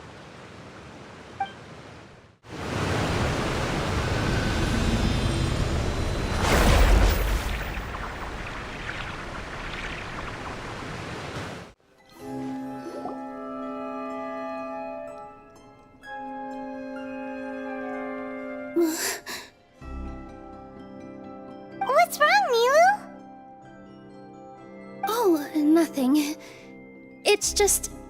I sensed a very powerful magical signature just now. Huh. Guess this is the dragon's lair after all. Huh? When did you put your hat on? Well, we're getting ready to fight, aren't we? I feel more comfortable in my regular outfit. Hat Guy also put away that sword around his waist. Should have never had the useless thing to begin with. Do you need to do anything to prepare, Traveler? Paimon's getting kind of nervous seeing everyone else serious like this.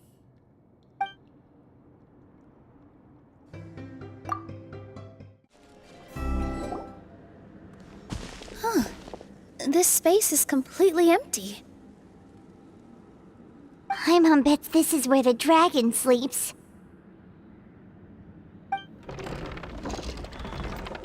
Watch out in front! It's coming!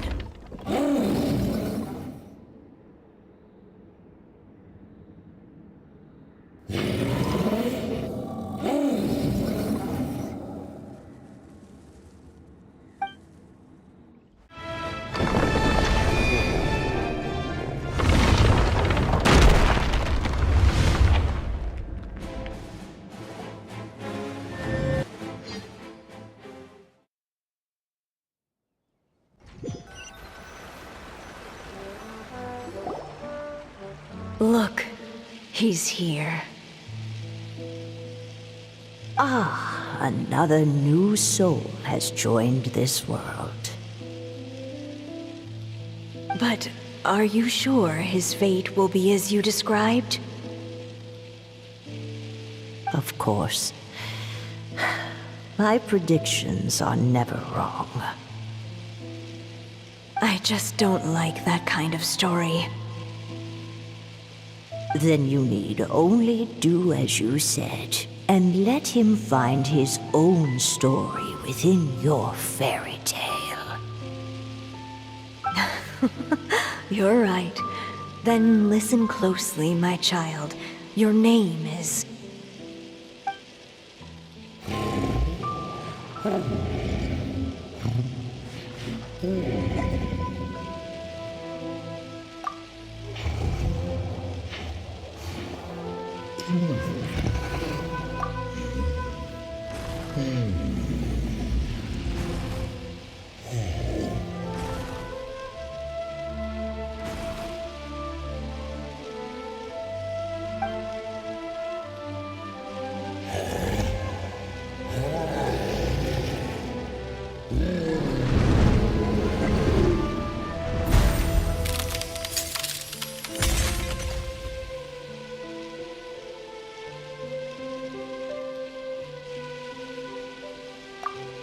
It's the dragon! The dragon that destroyed the Titanium mines! Help! Help! Soldiers, pick up your weapons! Destroy that monster!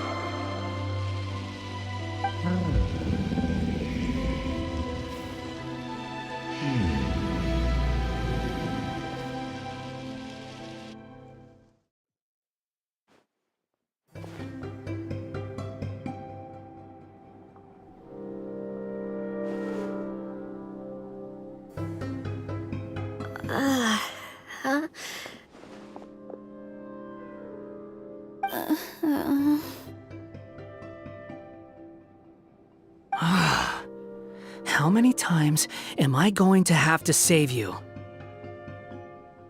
Thank you, Hat Guy. Paimon still feels dizzy. Hey, did any of you also see something strange? It was like we were witnessing... The dragon's memories. Sounds like we all saw the same thing just now. Well, we definitely saw a different side to the story. Watching it all unfold, Paimon couldn't help but feel bad for the dragon. This world might be a lot more complicated than we thought. The next time we encounter the dragon, how about we try talking to him instead of fighting? That sounds like a good plan. But maybe we should figure out where we ended up first. Huh. If the world above is a fairy tale realm, then maybe we've fallen into the next page of the book. Just keep walking and don't fall behind. Hey, wait for us!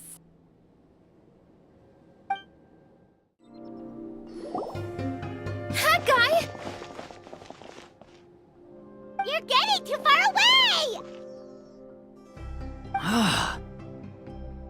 He's just up ahead. Is he trying to lure us somewhere? Well, I'd say we were the ones who backed him into a corner. But we just want to ask him a few questions about his past. He's had year after year of people coming here to try to take his head. If you ask me, his reaction is perfectly normal. Maybe there's still something we can do to calm him down? I wouldn't count on it.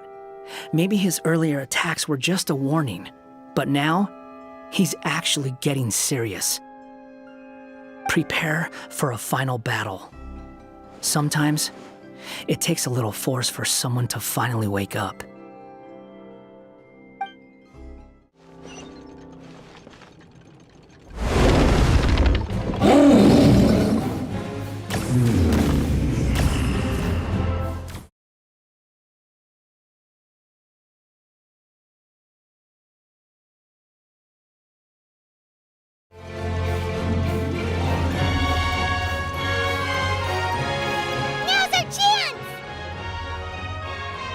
Wait!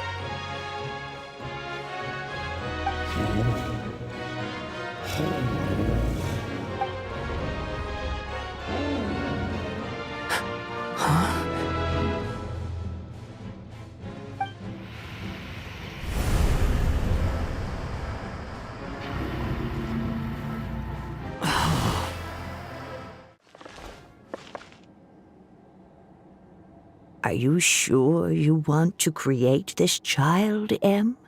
Even after what I told you about his fate?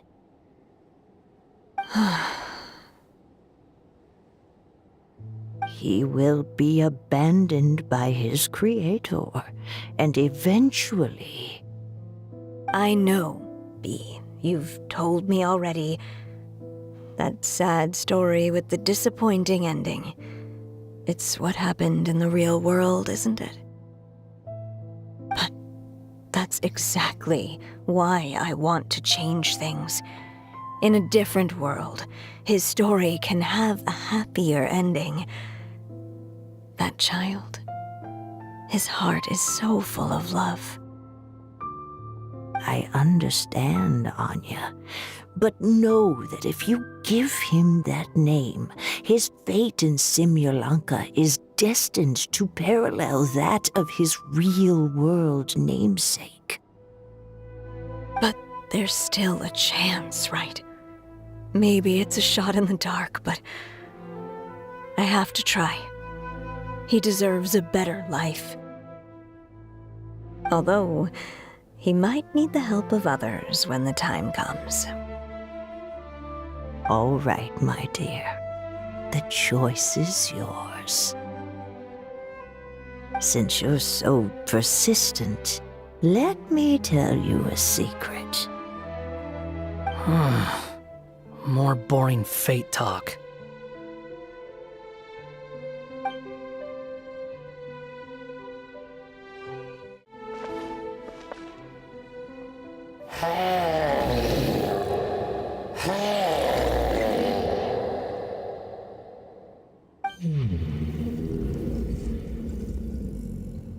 I'm sorry, my child. Unlike my friends, I don't have a long time to live. All said and done, the story of my life will be shorter than the fairy tales in this book. So I will have to leave your side, I'm afraid.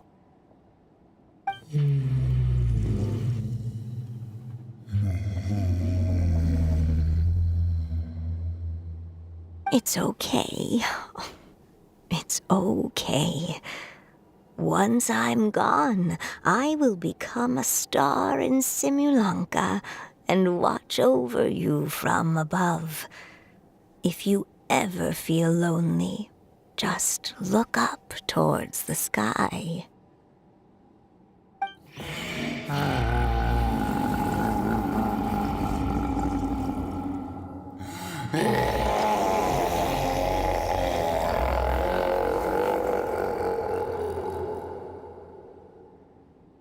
Go forth and witness this world, my child. Make sure to be nice to everyone. You'll meet good friends one day. I'm sure of it. That is my wish for your future. As for this world, I leave it to you.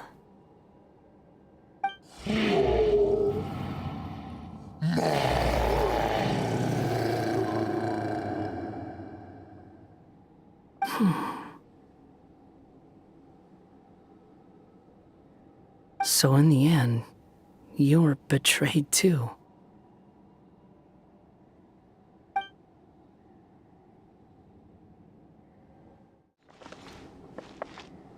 Hey, Mr. Dragon! I brought you some food. You must be hungry.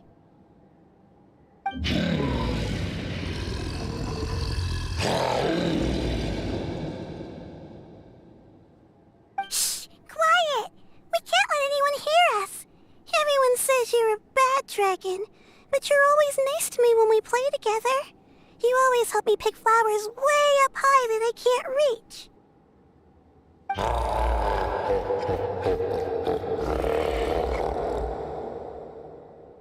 It's okay. Just keep hiding here, and tomorrow I'll... Oh no, my child! Help! Somebody help me! Save my child! The dragon's trying to kidnap her! No, Mom! It's not like that! Listen to me!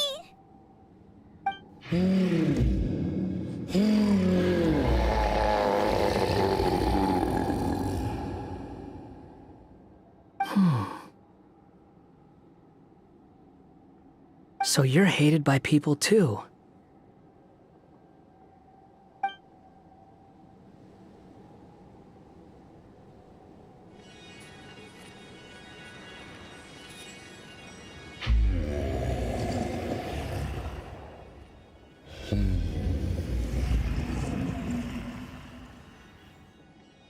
So that's it.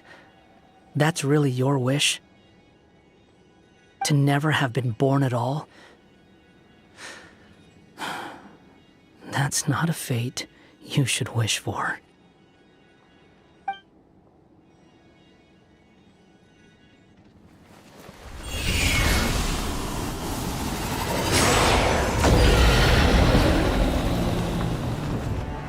Nobody can define who you are, or deny the true feelings of your heart. Now remember your name. Durin.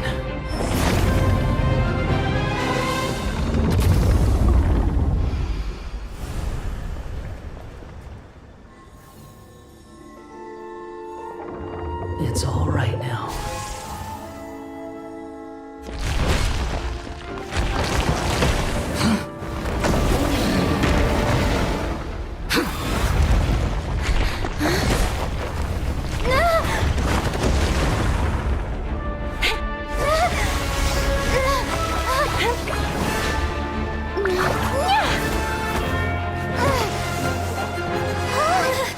Watch out!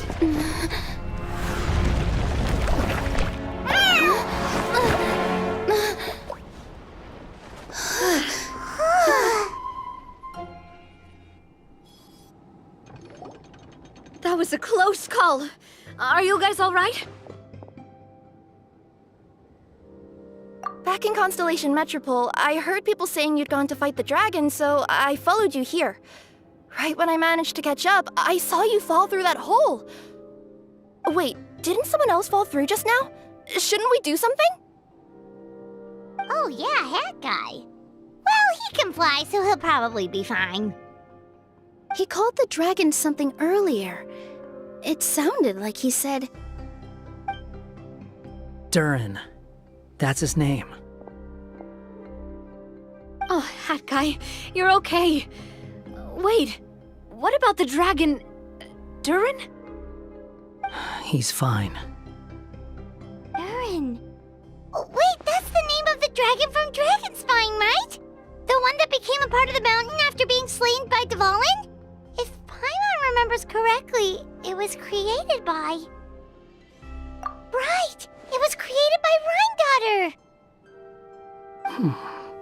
Created, you say? Huh. So, what exactly happened down there? You've been acting weird ever since the end of the fight.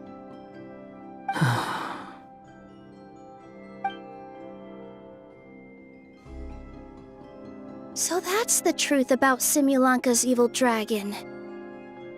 What we saw in the mist weren't hallucinations, but the dragon's memories.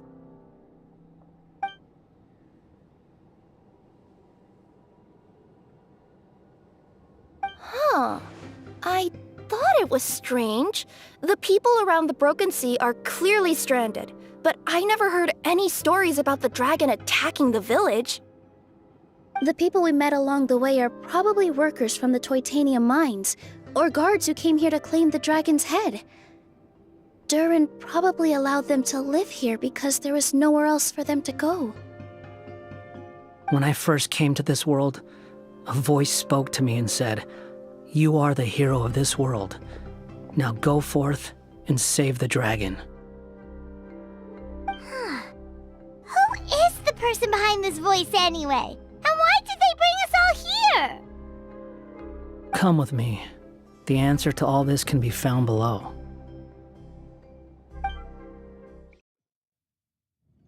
Is this a study? That's right. It belongs to the Goddess of Fate. Goddess of Fate? As in one of the 3 goddesses who created Simulanka? Or more precisely, M. One of the mages of the Hexenzirkel.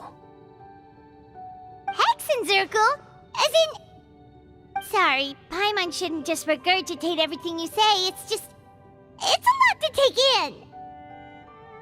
She created the story of Durin. Well, the Simulanka version at least.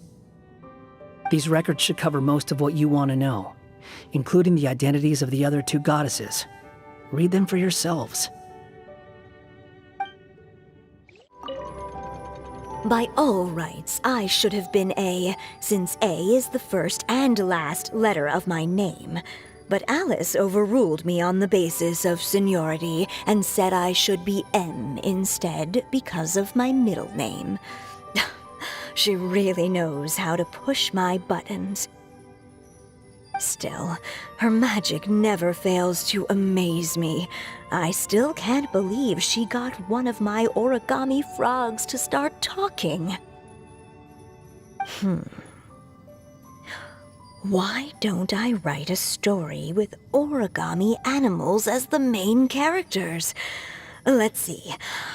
Once upon a time, in a magical forest, there lived a group of animals made of paper. Barbie loves looking into the future, so she used her powers to map out the fates of all living things in Simulanka. But knowing the ending in advance takes all the fun out of the story. I think I'll make a bet with her. I believe that one day the people of Simulanka will decide to carve their own destiny. Apparently, she wants to build a statue of herself in the capital city. Always looking to add some pizzazz. My dear sisters, I fear my pen shall soon run dry. Even now, as I write this letter to you, my dexterity is all but failing me. Thank you for enjoying my stories and for creating this world for me. The time we spent together was the most wonderful youth I could have asked for. I always feel so young when we're together. A says that even after I'm gone, the Goddess of Fate in Simulanka will continue to exist and carry on granting people's wishes. It makes me glad. If you ever want to chat, feel free to pay a visit to the goddess statue. Just don't wish for anything weird.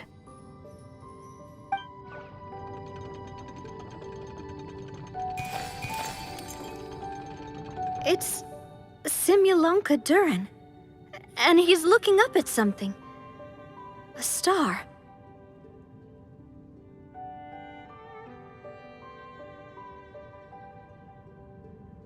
This must have been after M passed away. This looks like a mine. Maybe the Toitania miners dug too deep? So deep that they dug right through to the world on the next page. Yeah. Now that you mention it, this miner's lamp looks really similar to the star on the previous page. Forest of Blessings. This book has been recording Simulanka's history all along. Look at the size of those footprints. If that's every time he lands, then no wonder people are so terrified of him. So that's why you took the stars.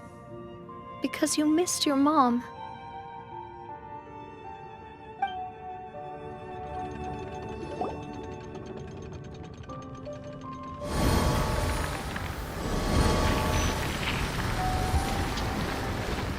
Huh. That statue looks different from the one in the Metropole. It's a different goddess. This one is the goddess of fate.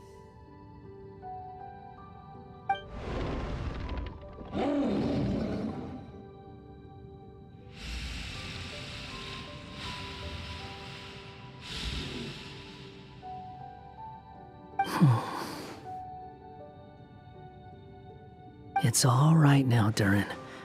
Nobody here wants to hurt you. Don't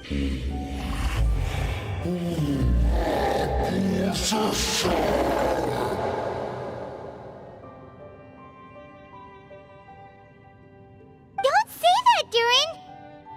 Paimon made a mistake. She was wrong about you. But it's nice to talk, isn't it? Now that we've all calmed down?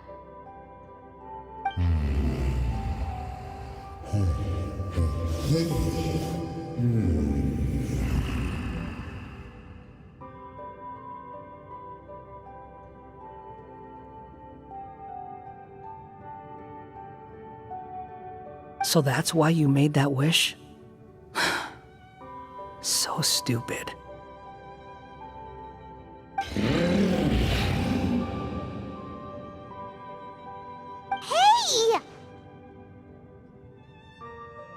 Anyone with eyes can see that all you want to do is get along with everyone.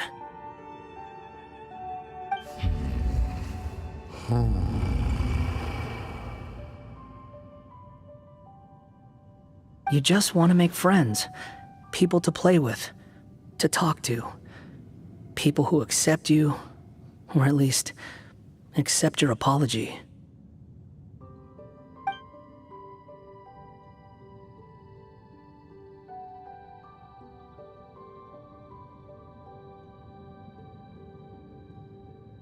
Oh, you never hurt anyone. Heck, the idea never even crossed your mind. Sure, you scared a bunch of people half to death, but that's only because they had no idea what kind of dragon you really are. Yeah. If you had a heart-to-heart with them, I'm sure they'd come to understand you and see your point of view.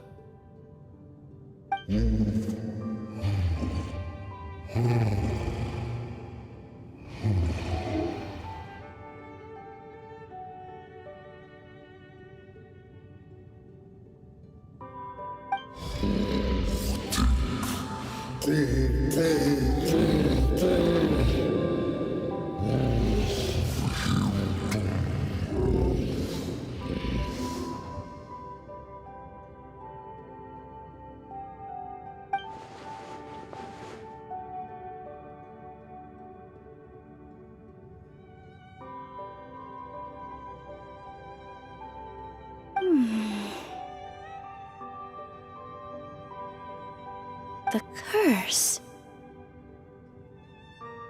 Huh? Milu? Is it your true wish to live side by side with the people of Simulanka?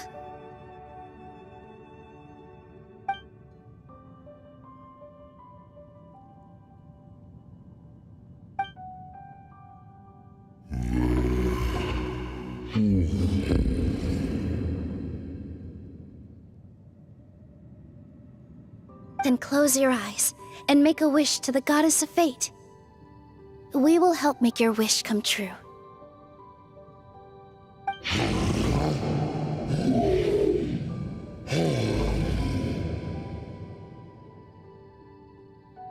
Just trust me.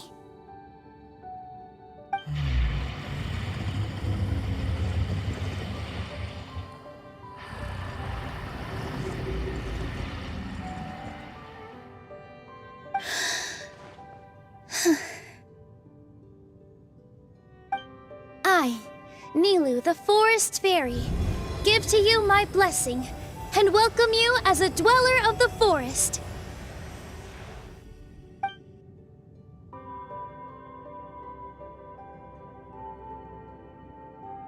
May everyone accept you as one of our own, and may the Forest of Blessings be a place you can call home.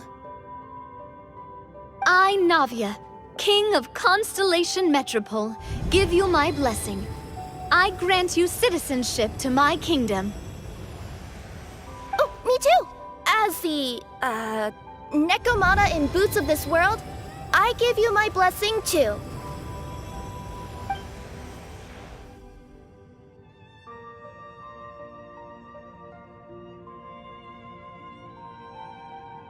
Wait, what's going on?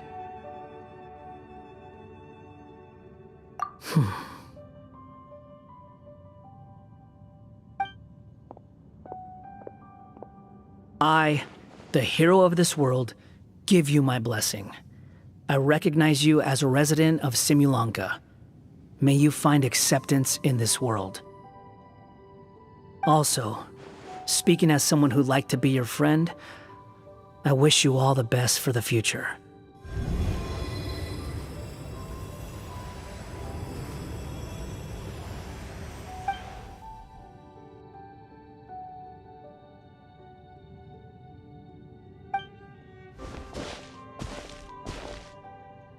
I, a traveler who has traversed many worlds, give to you my blessing.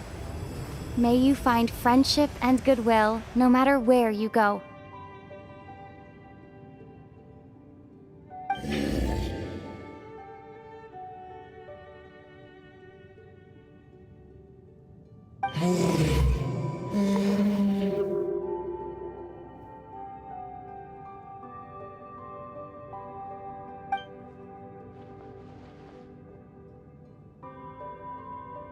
As for this world, I leave it to you.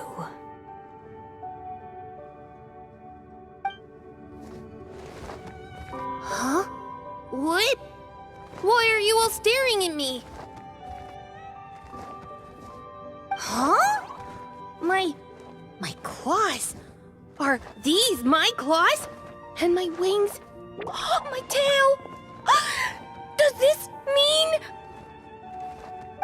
Wow, you look so cute. Quite a radical transformation.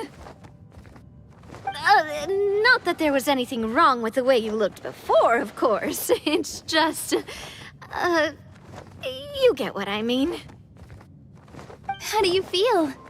Are you happy with your new appearance? Does anyone have a flower with them? Or even just some water or paper from this world? Oh, I do actually. Here you go.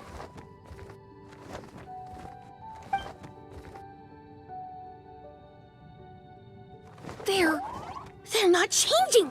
I can touch things without changing them. Hey, that's great! One more flying friend for Paimon. Now the residents of Simulanka won't be scared of you anymore.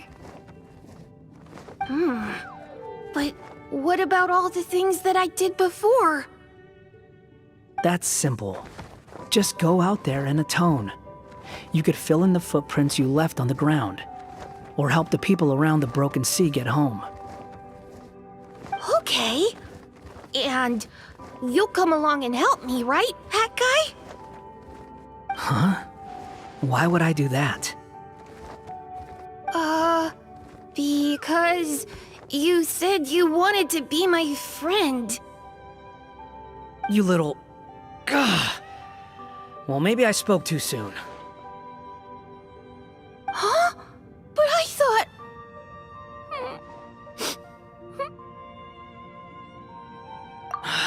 All right, fine. I'll go with you. Really? Yes, really. Lying to you would be no fun anyway. Oh, thank you!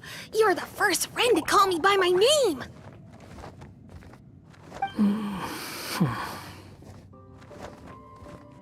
Let's go back up. I'm about to suffocate down here. Oh, it feels so good to finally see Hat Guy meet his match. Yeah, okay. Paimon just never thought we'd see the day, that's all. All right, let's also head back up then.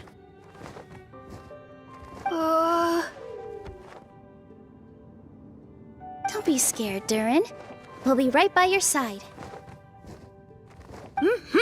Thank you for your blessings, everyone!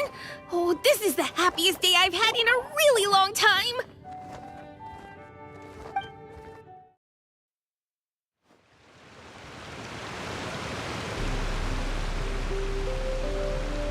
Ta-da! Surprise, everyone! Ah! A talking street lamp! Street lamp? Oh my! You mean you still don't remember me after all the times we've spoken? I know that voice! It's Mom's friend!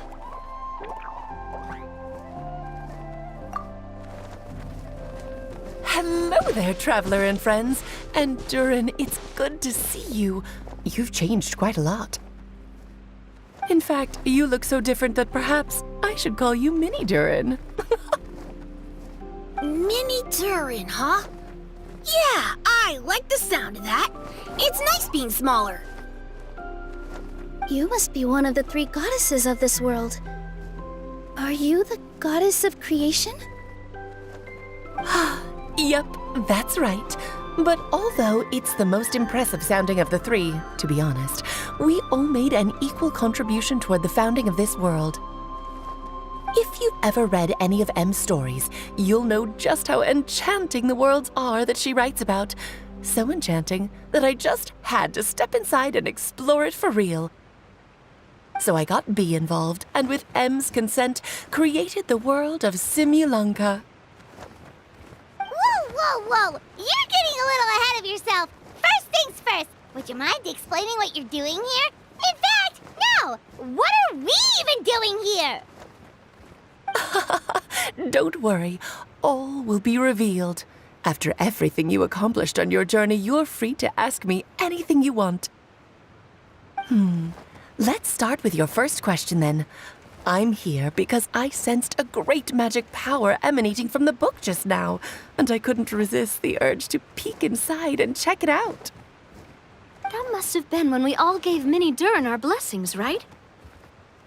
Yes, exactly. In the world of fairy tales, words and emotions often carry far more power than any spell. It's all thanks to your magic that Mini Durin was able to take this form. Come say hi to me, little one. Oh, look at you. You're as cute as a button. So, what about us? Was it always part of the plan that we'd come here? Plan isn't the word I'd use. If you ask me, I'd say fate works in mysterious ways. When Durin of Simulanka made his wish to the goddess of fate, it just so happened that in a world far away, all of you wonderful people were holding a copy of M's fairy tale at that exact moment. And because of your noble and kind souls, you were selected by the goddess of fate to come and save this world.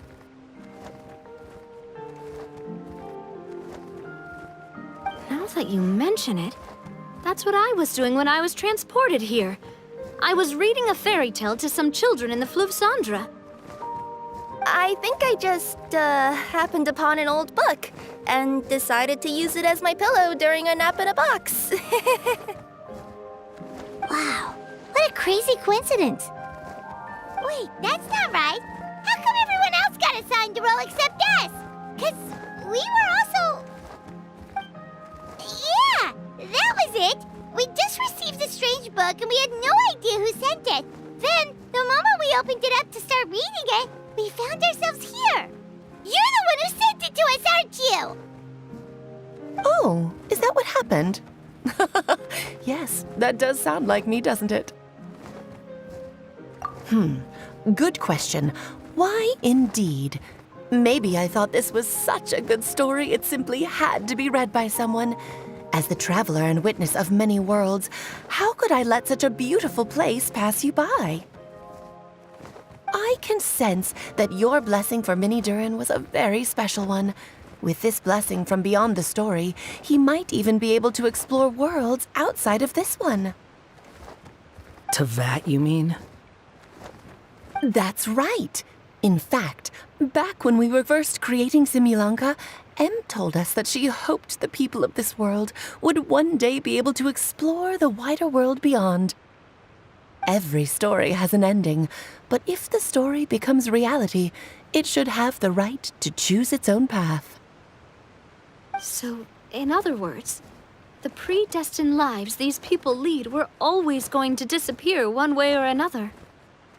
Wait, so even if the people here get to go to other worlds, surely there's gotta be a way we can leave too, right? Don't you realize you've been able to leave all along? Huh? You can either take the boat at the Broken Sea or touch the giant bookmark at the Cliff of Prophecy. All you need to do if you want to leave is focus on the place you want to go. How were we supposed to know that if you never told us? Huh, didn't I? Well, given how smart and capable you are, surely it can't have posed a huge problem for you. As for your other friends who were summoned here, if I had to guess, I'd say the Goddess of Fate probably didn't tell them about it because she wanted them to get engrossed in the story. She's Em's reflection, after all. It wouldn't surprise me if she shares Em's love for cliffhangers. Anyway, I think that answers your questions, yes? What do you all plan to do next? I'm gonna go say sorry to the people of this world. After that, I want to start protecting Simulanka, just like Mom told me to. Now we know how easy it is to get back home. Paimon's suddenly not in such a hurry to leave. Same here. It's not every day that you get to come to such a magical world. I, for one, plan to explore it a little longer. I'm glad to hear it. Maybe I should invite some other friends to join you too. By the way, Mini Durin, I'm delighted to see you've made some new friends. I'm sure Em would be very proud of you. Now, before I depart, please let me give you a blessing as well. May your future be as rich and colorful as the stories Em used to tell. She's gone. Guess this is where the hero's journey comes to an end, huh? Ah, but it's also where a new journey begins. The adventures of Mini Durin and friends.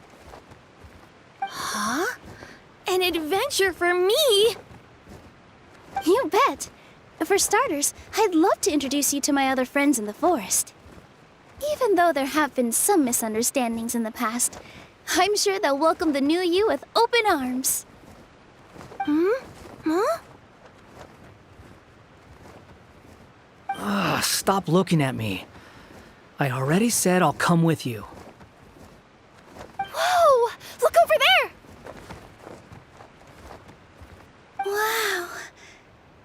The stars are beautiful. Huh.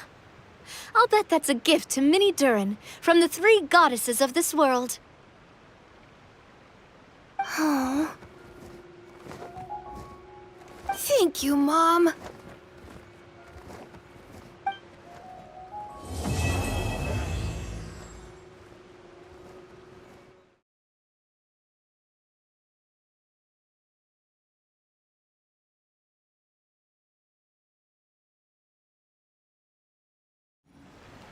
So, are you all set? Ready to start investigating?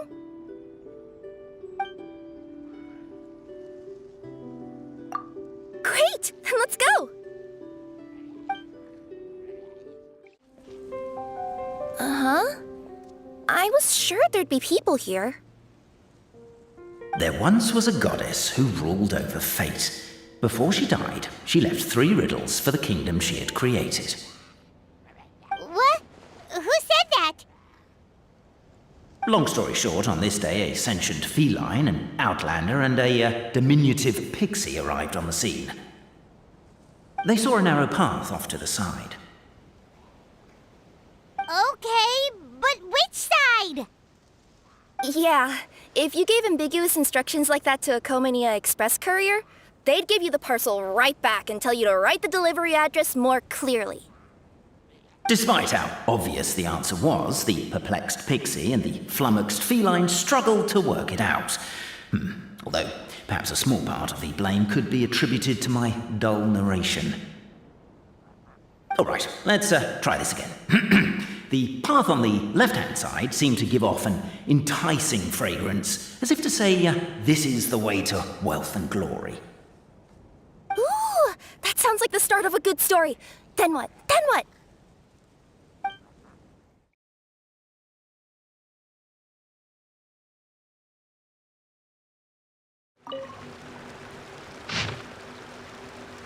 As golden sunlight fills the firmament, the tabletop engrosses your attent.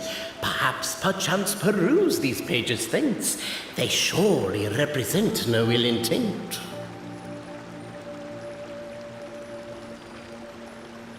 Why isn't she reading the files on the desk? Hey, Bobarano, maybe quit showing off and try using words she'll actually understand? I can either rhyme like a bard, or I can curse like a sailor. And right now, Cape, you are seriously tempting me towards the latter.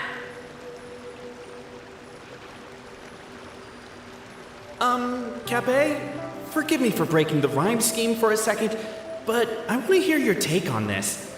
So, any outsider who comes in here would surely see the documents on the table, right?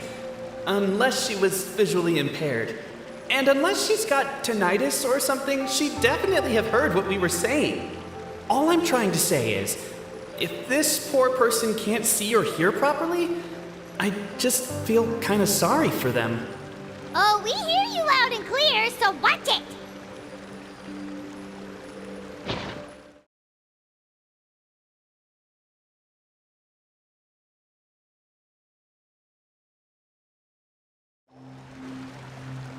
Stop the poem. We have a situation. Something's up with this person. Traveler? Are you alright?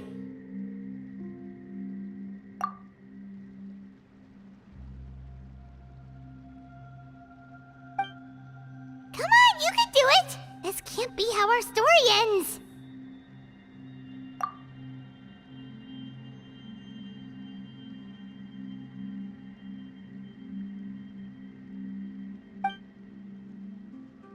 Can I give you a hand or a tail, even?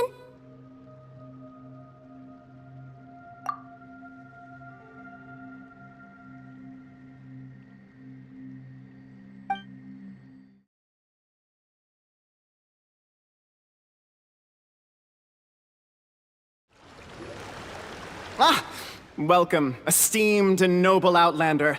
Allow us to introduce ourselves. We represent the 3 great clans of this realm, having been selected as its authorized historical supervisors. Our purpose being to await the arrival of one such as yourselves, who shall remove the clockwork key. My name is... You're Cape, he's Albizzi, and that's Bobarano, right? You've done so much talking that we can already tell you apart by your voices. Aren't we missing someone, though? The guy who led us here to begin with? Who? And thus was born the long-awaited fellowship, destined to uncover the truth of the past. Allow me to quote, if I may, in the history of Constellation Metropole, a new page has begun. Him. Well, there's no fourth person, so which of you is the ventriloquist? Come on, out with it. We've never heard that voice before, but he sounds like he'd be good at reading bedtime stories to children. Well, whoever it is, I don't know and I don't care. Forget about him.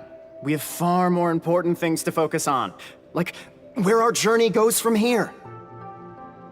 That key you hold is the pivot point about which the past and present of the Metropole revolve. However, between our 3 clans, there is some dispute over the historical record. Each clan has its own version of history, detailing the clan's origins and the tale of the dragon of old, and unfortunately, we don't know which one is the truth. Dragon? You mean the one that's been acting up recently? Oh, no, not that one, you adorable little pixie. When I say dragon of old... He means a dragon that would be really, really old if it was still with us today, but it was defeated in ancient times.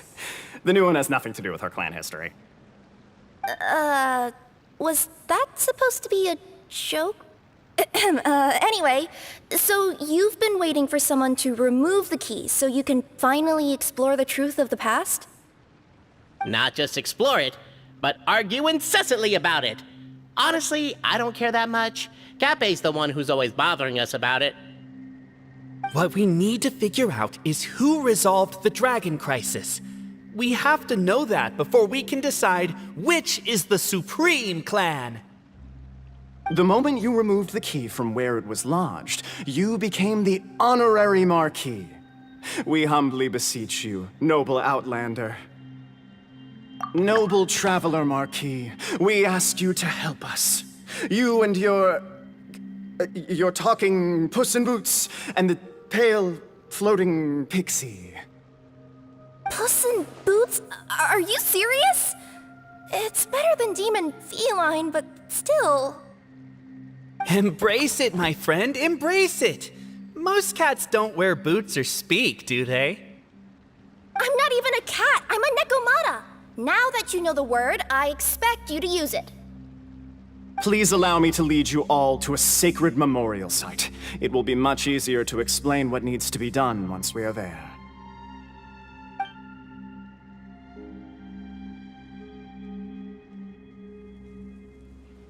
This place is sacred to my clan. It's where our brave forefathers once took up arms against the dragon of old. After a bitter battle that dragged on for many days and nights, finally, our forefathers fought the dragon into submission, and it fled. They took turns, though. Some forefathers worked the day shift, while others worked the night shift. So they say. It's just a legend, though. Wait a second? Did I just hear you admit that your clan's history is just a legend? History, legend, who cares? My clan was definitely courageous, that's the point. That's the truth. And isn't the truth what we've all been arguing about non-stop for all these years? Cape's words gave the traveler food for thought. Could it be that the truth in a fictional world is equivalent to fiction in the real world? But that would have to wait. Apparently, Cape was not alone in his pilgrimage to this sacred site. Unwanted company had arrived. The traveler and the talking cat, Nekomata, decided to teach them some manners.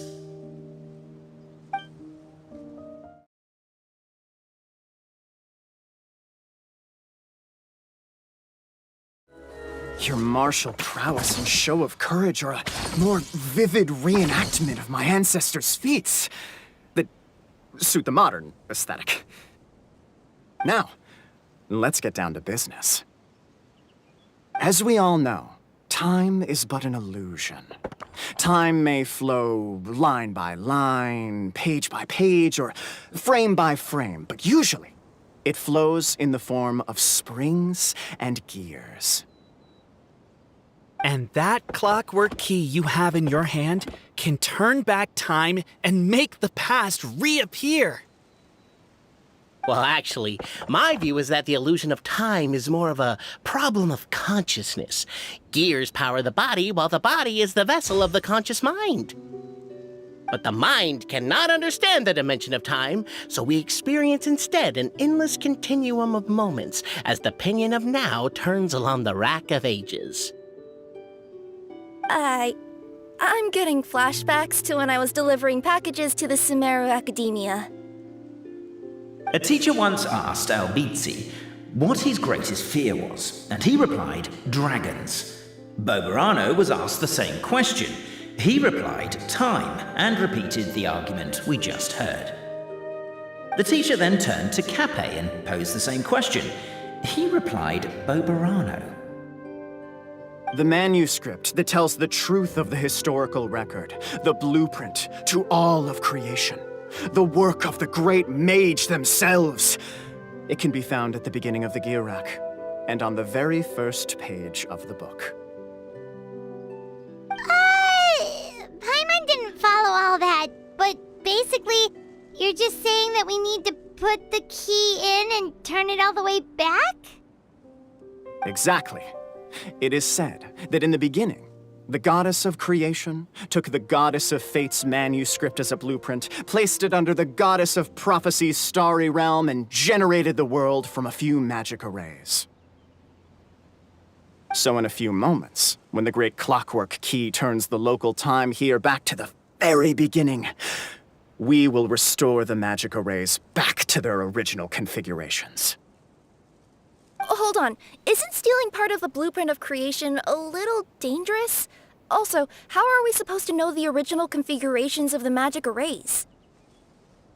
Well, the general shapes of the configurations have been passed down over the ages. They now form the family crests of each of our clans. So you'll just need to reference my family crest and join the dots accordingly.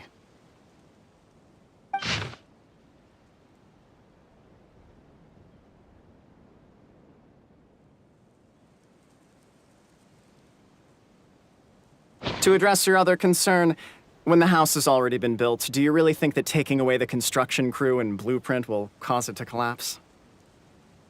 The Traveler Marquis prepares to insert the great clockwork key into the nearby keyhole.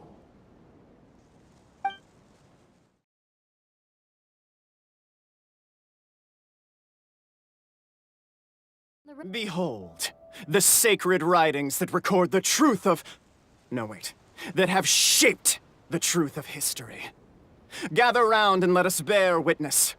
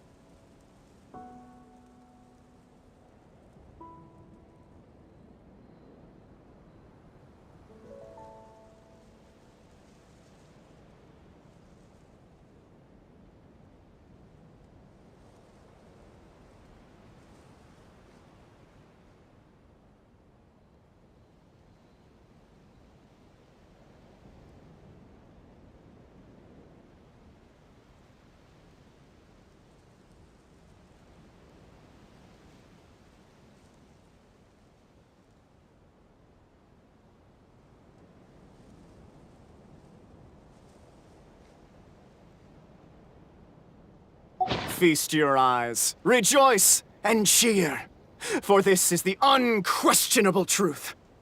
Look at the signature. Nobody is capable of forging that. I don't believe it.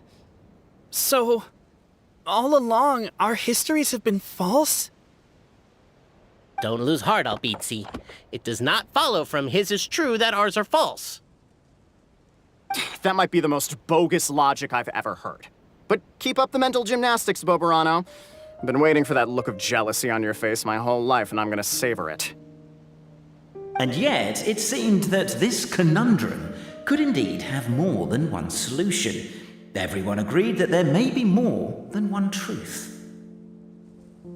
The party decided to visit the sacred sites of the other clans and see what their documents had to say. Isn't a narrator supposed to remain detached and objective? It feels like you're forcing a narrative agenda on us here. Well, whatever. I'm in a good mood. Let's do it.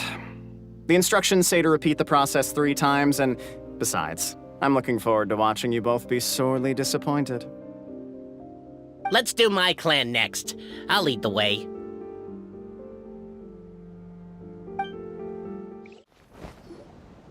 The party finds no pedestal in which to place the great clockwork key, only a locked door.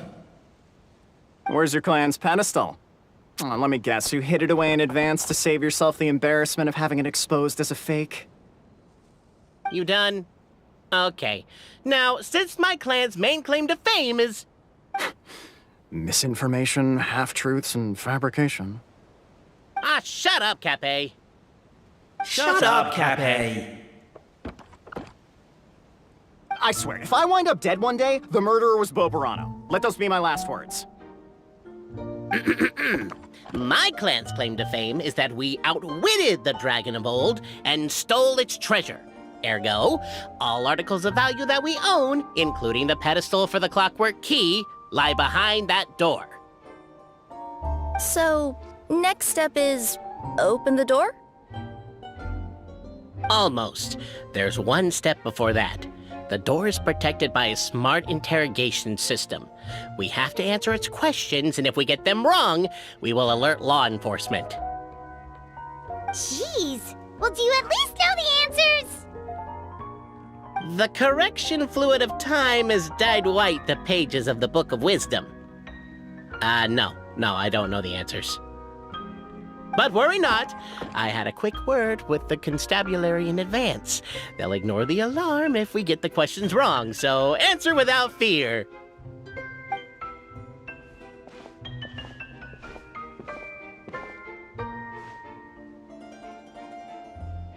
Question 1. Who is it?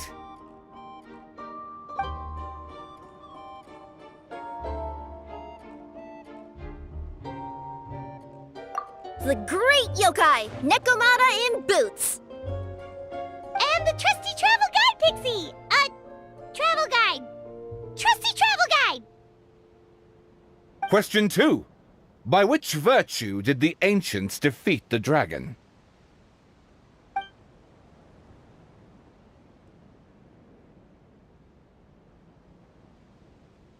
If this is the right answer, I swear I'll...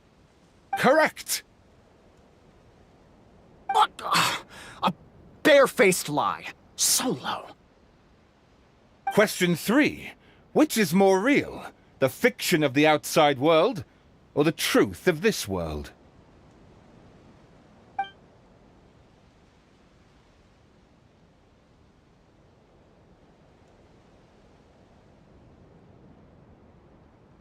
Hear, hear! Who can be sure that the outside world isn't just a dream, and that when the dreamer wakes up, they won't just find themselves inside a novel? There is no way to know, therefore both are equally real. All correct. You may have the key pedestal.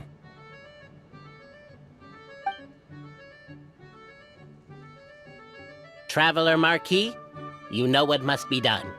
Please insert the great clockwork key. Oh, and this is my family crest.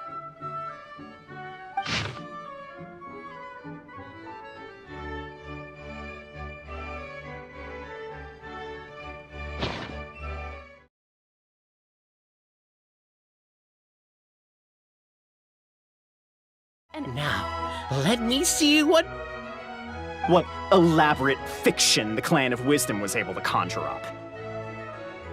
If anyone's listening, I would like to submit these as my last words. I surrender. I'm the one who murdered Cappy.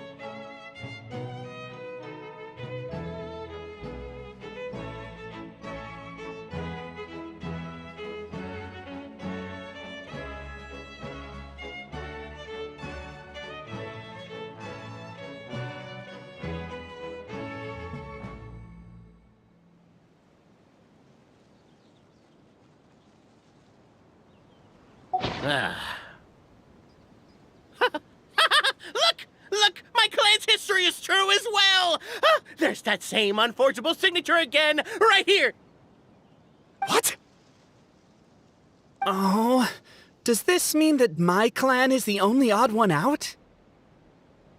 Given that my clan's wisdom is such a subject of ridicule in your eyes, I will now appeal to my own personal intelligence, which I believe far surpasses that of my clan at large, and make a prediction. It seems likely that the claims made by each of our clans regarding their history and virtue are all true. Bobarano? How can that be? Oh, I get what's going on. Once, when I was drinking with Gujiyai, she bet me a round of dried fish that I couldn't guess which cup the umeboshi was under. Whichever one I guessed, I was always wrong, and Gujiyai would lift a different cup to reveal the umeboshi. But then, I learned later from one of the shrine maidens, Miyuki, that all of the cups had an umeboshi under them. Just goes to show, I still got a long way to go before I become a great yokai. Oh, don't mind Fox Lady. That's just her way of teasing you. Actually, that reminds me. We can now open these 3 treasure chests. And unlike the guessing game you mentioned, this one's not a trick. Cool. Well, once you've plundered the last of Bobarano's family wealth, we can go to my clan's place. The cohort of truth seekers followed Albizzi to his clan's sacred site. They arrived to the site of a giant guard towering over them. Up ahead is my clan's gigantified guard. He can be a little pig-headed, and he's incredibly strong. Your weapons won't even scratch him. Wait, but wasn't Kappei's clan the one that's all about strength? So, what do you guys believe in then? Oh, the guard is one of Kappei's people. Size is a coveted trait in the clan of strength, after all. Mine is the clan of empathy, and our key contribution is growth serum. What's empathetic about that? Our ancestors believed that, just maybe, the dragon of old didn't mean us any harm at all. Perhaps the dragon simply didn't notice us, since we are so very tiny. So, they drank the growth serum and grew even larger than the dragon. Then, they set the dragon down, calmly explained their perspective, and eventually taught it how to empathize.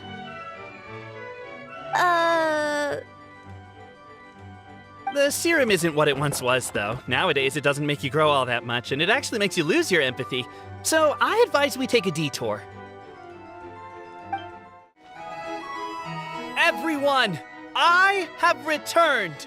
I come with the long-awaited Marquis and their followers to search for the lost origins of our clan.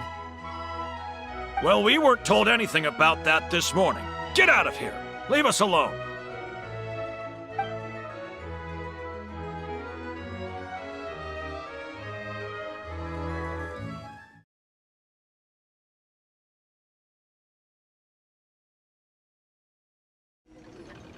We should be getting close. Why is this place so full of junk? Are you the kind of people who never throw away the box when you buy something because you're worried you won't be able to return it without the original packaging? We'll never find the Oracle Pillars in all this mess. Never mind that. We have a more pressing issue. It seems there's a slight problem with my clan's family crest. The Marquis may need to utilize their wisdom to solve the issue.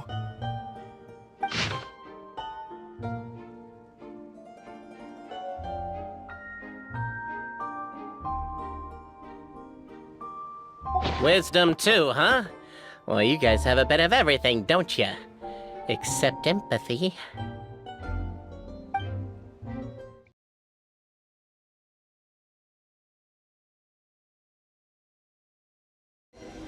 Is this? This is the last one.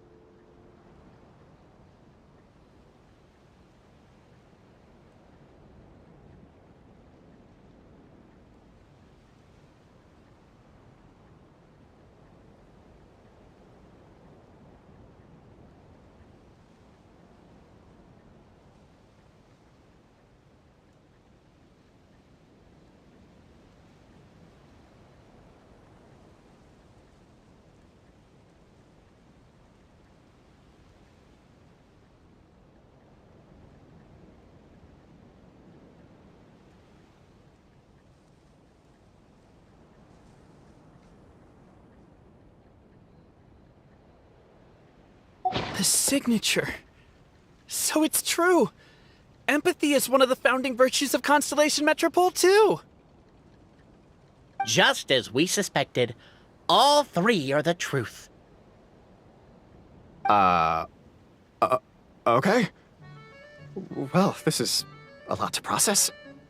I feel a little empty inside. Yes, we found the truth, but there's too much truth. I get you. It's like in Inazuma, when there were only 6 books in the Mirage Warrior series, it was really popular. But by the time book number 88 came out, nobody wanted to read it. They'd all lost interest. A brief moment of joy is drowned out by a growing feeling of melancholy.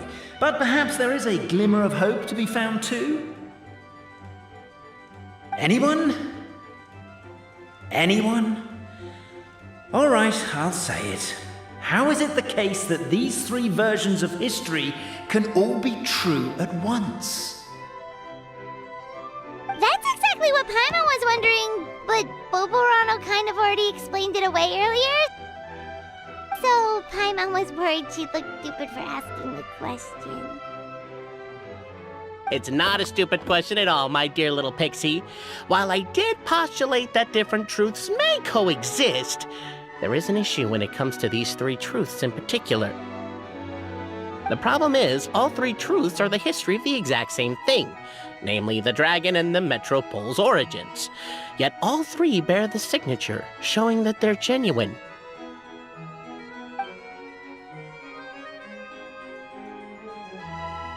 Suddenly, the sound of a bell rings out.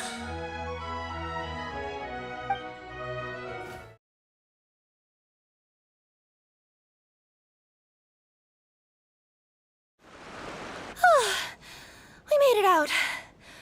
Don't know if we'll still be needing this clockwork key, but I yoinked it out before we ran, just in case. Okay, but back to the truth problem. There are 3 conflicting versions of the truth, and somehow they're all still true. What is that supposed to mean? I don't know. I doubt anyone here in Simulanka can make sense of it. All we do know is that any manuscript bearing her signature has to be valid. Well, she is the goddess of fate, the creator of all this. And all these manuscripts are her grand design. The reason we argued about who was right was that we didn't know enough about the truth of the past. But now we have the truth. So we just have to accept it. As surely as we will follow the clockwork path designed for us, so is this the course that history has taken. It is clear and incontrovertible. We will never argue again. Thank you all. Is that all there is to it? Is this where the decision made at the first crossroads of destiny has led us to? A pointlessly happy ending? Overthinking it would be equally pointless. Well, that's enough for one day. Time to take a break. Could you be any more cryptic? You're planning something. Paimon knows it. Whatever happens, today was a breakthrough in my journey of discovery. I will go back and share it with my clan. Me too. And me. Let's leave it there for today then. I'm sure we'll find out what else Mr. Narrator has planned for us tomorrow.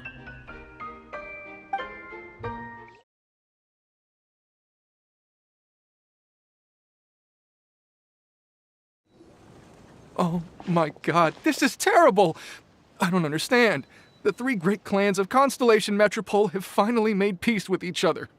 Who could have done this? What happened? Oh no, someone's lying on the ground. Cappe! How did this happen? Cappe, you idiot! Wake up! You need to revise your last words or everyone's gonna start suspecting me! Last words? What did he say? If I wind up dead one day, the murderer was Boborano. Ugh, you could have at least pretended to not remember it. I'm sorry, Boborano, but this is an interrogation. I have to give the detective straight answers. Ah, don't worry, Bobarano. I don't consider you a suspect, nor do I have the authority to charge anyone with a crime. So, are you the last people to have had contact with him? My sincere condolences. You were travel companions, right? Oh, it's a real tragedy. I'm afraid he'll be out cold for another hour and a half, at least. Huh? Yeah, I know. It's despicable. Hitting someone in the back of the head is the second worst act of cruelty there is. The first being replacing their gear oil with extra strong glue. So, Cape's not dead? His gears, metal frame and shell are all still in excellent condition. It's just his energy supply that's been all messed up. Wait. But surely you can't be suggesting that just because Cape isn't broken, there's no need to go looking for the culprit. No! There's a need! Huge need! Yeah, unfortunately, this is rapidly turning into a cold case. There's no evidence and no witnesses. Unless there's an official clockwork pedestal, the goddess of prophecy around here somewhere. Excuse me. Then suddenly the long-lost dragon of old flew across the sky. Where?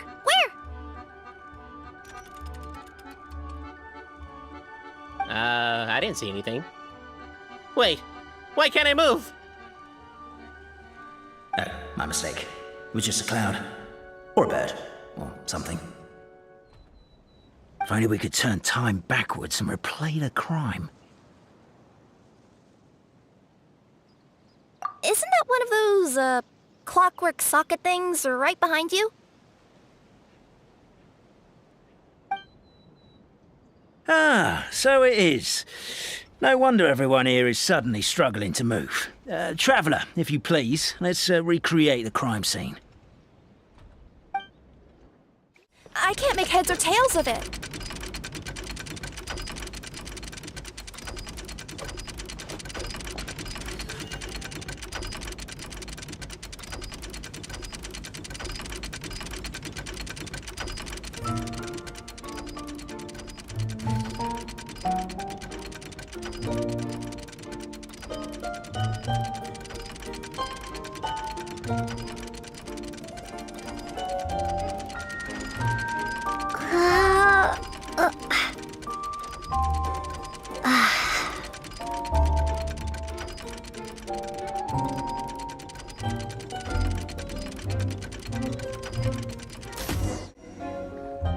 Well, that clears it up. Cape was walking along the street, and he suddenly collapsed. He was faking it. What? So case closed?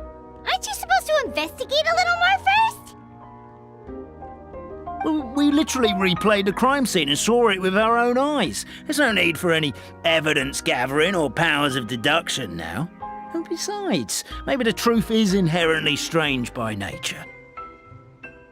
Like how Constellation Metropole has 3 histories, each of which is the truth. But didn't you say Cape was struck in the back of the head and knocked unconscious? For all I know, he could have bashed his head against a toilet bowl before leaving the house, then walked here in a daze before finally passing out. As for why he might have done that, my guess is... With the Supreme Clan question left unanswered and the tension in Constellation Metropole suddenly wiped away, he was looking to create a new source of conflict. Only then would the city feel alive again. Do we really think he's capable of that, though? Sounds like a pretty complicated conspiracy for the average Simulanka resident.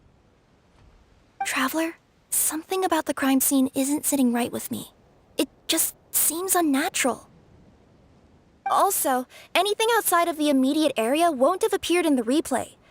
Is it possible that something was missing from the scene? Why don't we search the area? Wait, what are you doing? Oh, we're we're gonna head to Catbay's house to check the toilet bowl for signs of an impact.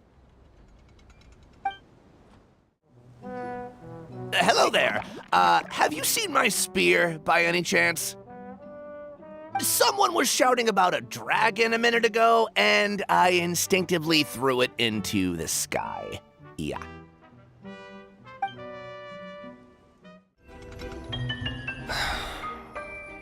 Come here. Whatever it is you were looking to buy, please do come back tomorrow. It's just, I have to close early today. A bottle of growth serum has gone missing. If someone's stolen it with the intention of harming others, the consequences could be disastrous. There's a whole investigation into it, so I gotta close the shop while I do an inventory count.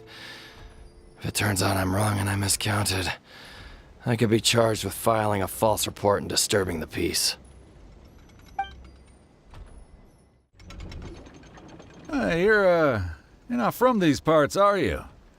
Just visiting? Yep, that's right. Why? What's up?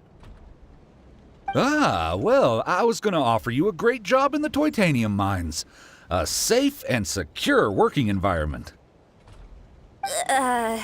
Doesn't sound very safe. At least not as safe as being a courier.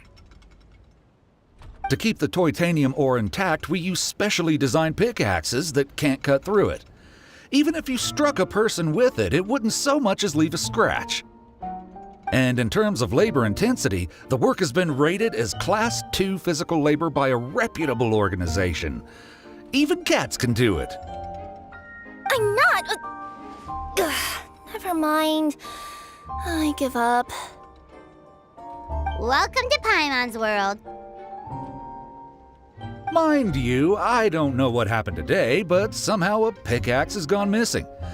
Maybe one of the giant guards broke it down, so someone took it to perform a rapid resuscitation procedure. Sounds pretty brutal for a first aid technique. Still, a missing pickaxe. Huh. Is it just me, Traveler, or does it seem kinda suspicious?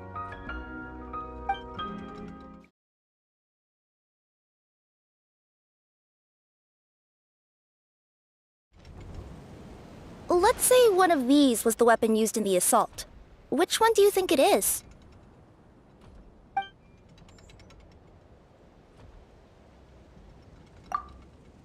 If it was the pickaxe, Cappy sure is lucky it's not still lodged in his head.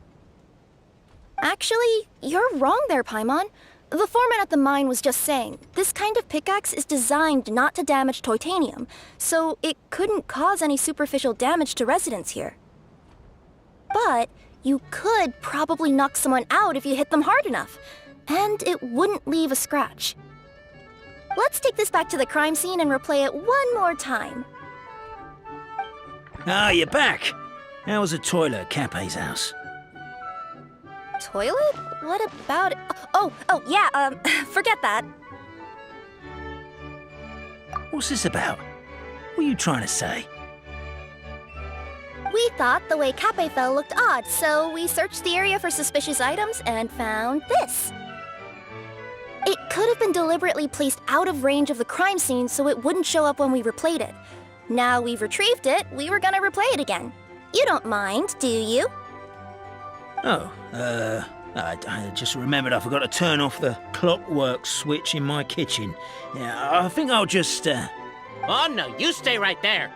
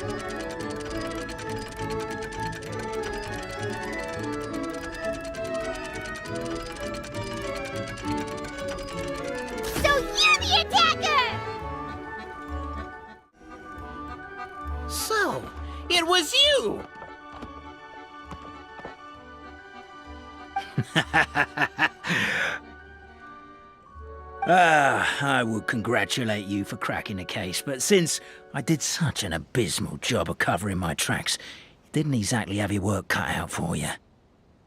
So, all I can say is... Catch me if you can!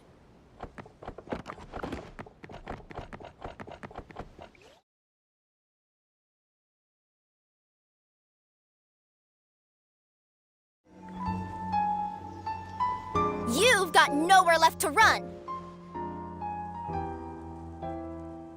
All right. I confess. That was fast.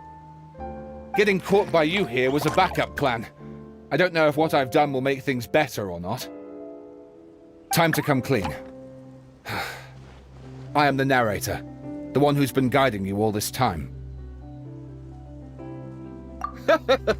Okay. I guess my voice acting skills have some room for improvement. Anyway, I only did what I did because... Why are you suddenly spilling the beans? I poured my heart and soul into all this. I was worried you wouldn't ask. The truth is, I was one of the first conscious beings ever made by the goddess of creation, and I've known for a long time that this whole world is just a fairy tale written by the goddess of fate. I know they say that fairy tales are just made up for kids to read, but I refuse to believe that fairy tales are just fictional stories and nothing more. The reason why Constellation Metropole has 3 origin stories is that the Goddess of Fate wrote 3 drafts and couldn't decide which one she liked best. Then her cat trod all over them, and they all got crumpled together, so the 3 worlds just sort of folded into one. The Goddess of Fate was torn between them anyway, since she couldn't decide which ending was best for the dragon or the kids. So when she saw what the cat had done, she simply decided to go with all 3. Who'd have thought? But what does any of this have to do with what you did? You're not a fictional character, so you couldn't hope to understand my sorrow. Honestly, I don't think there's anyone in all of Simulanka who would understand. Every day that I experience, every interaction I have with another person, is it really all just a work of fiction?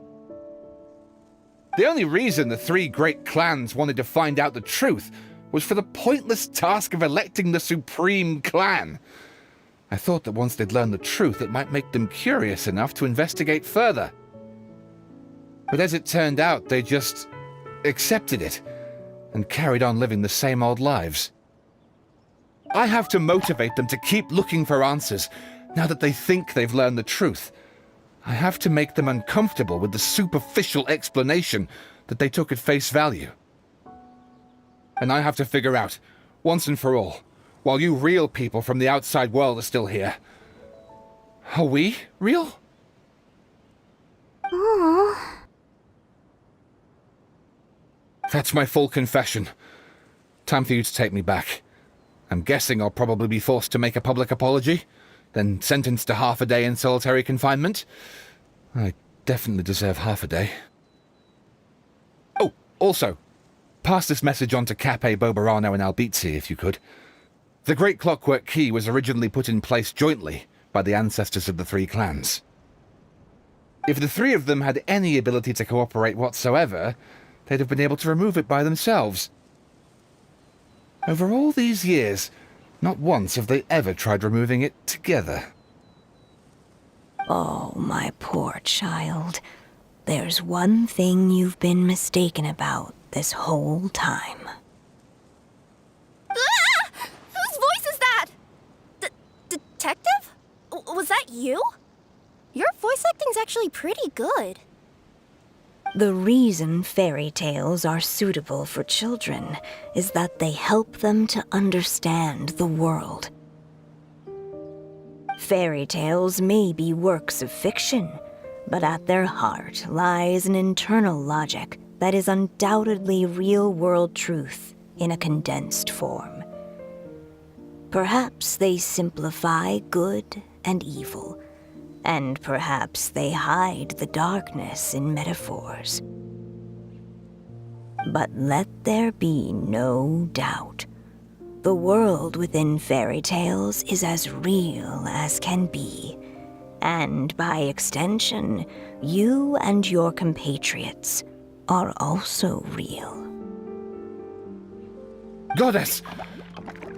Is it really you?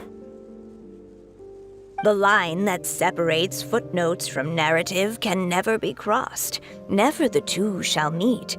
This is why you have never heard my voice before.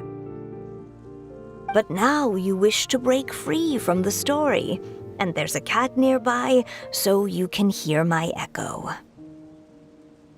Necromora! Just your echo?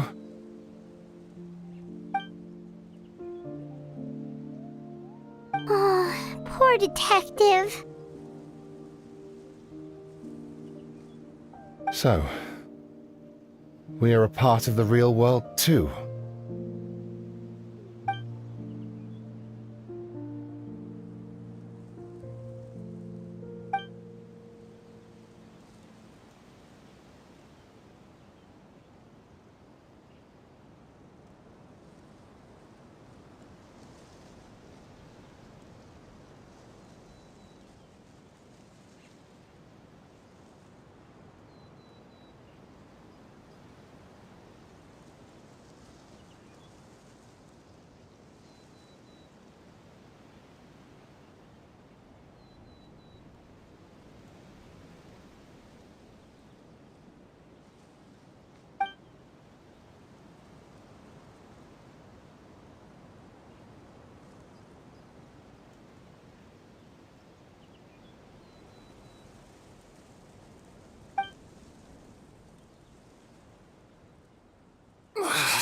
My head's spinning.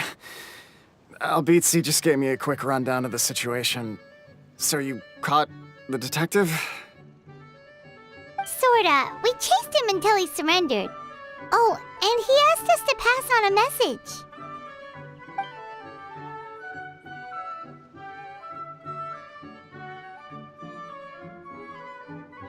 message. Does he really think we didn't try that? 'Cause we did, after 6 months in that place. Ah, that was my bad. I thought it was a stupid idea at the time, so I didn't really exert myself. I also sort of stopped trying after 3 years. You! Never mind. I'm partly to blame as well. On the second attempt, I just hugged the key and pretended like I was pulling as hard as I could. You guys are so lazy. My granny's neighbor's pet cat has nothing on you, and it spends all day, every day sunbathing. Anyway, you said you heard the voice of the Goddess of Fate at the end? That's amazing. There is a world beyond our own after all. What would you guys say to taking a trip to the outside world sometime? Otherwise, I got bashed in the back of the head for nothing. Depends. Do either of you know how to get there? But yes, I agree we should go. And not invite the detective, just to annoy him. But maybe the reason we've never worried about whether we're real or not is that, unlike him, we weren't there to witness the creation of this world. We've never had any reason to doubt that we're real. If someone ever convinced me that these delightful dimwits, Cape and Albizzi, weren't real, oh, I'd be devastated.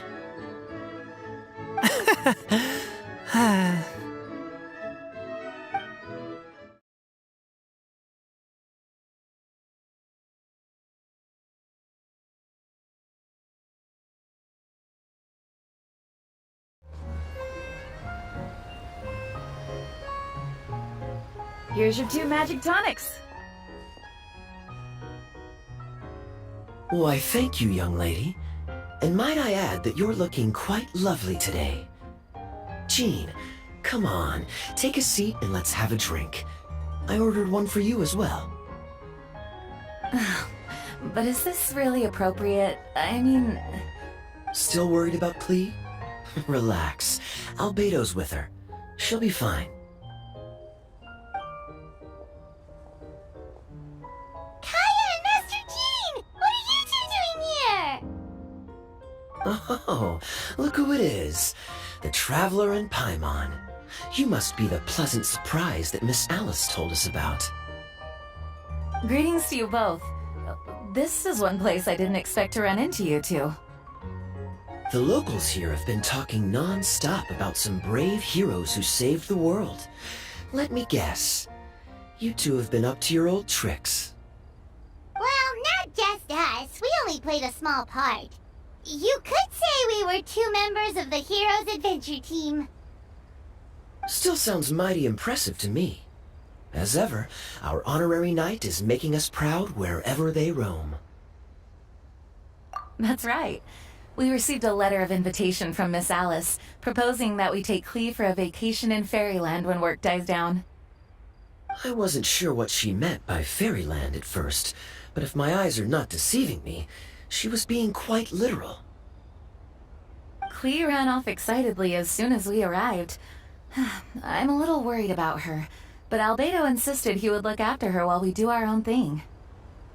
We could hardly say no to such a considerate offer, so I took it upon myself to bring Jean to the nearest tavern we could find. Any excuse for a drink, huh? Well, we are on vacation. It's only fair that we get to indulge ourselves a little. You're right. I should make an effort to relax and unwind. It's what Miss Alice would want, after all. Oh, wait, Kaya? What exactly did you order from the bar? The house special, of course. Best way to get a taste of the local culture.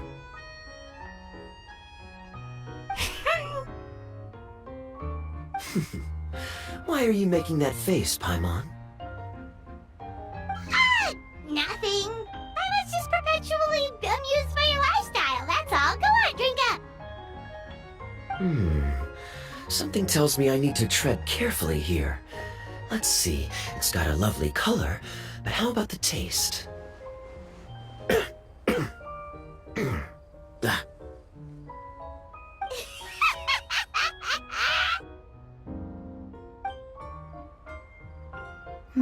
I think maybe I'll pass. But it's such a shame to waste it. All right, Paimon. Well played. Well, Paimon got burned too, if it's any consolation. It's nothing personal.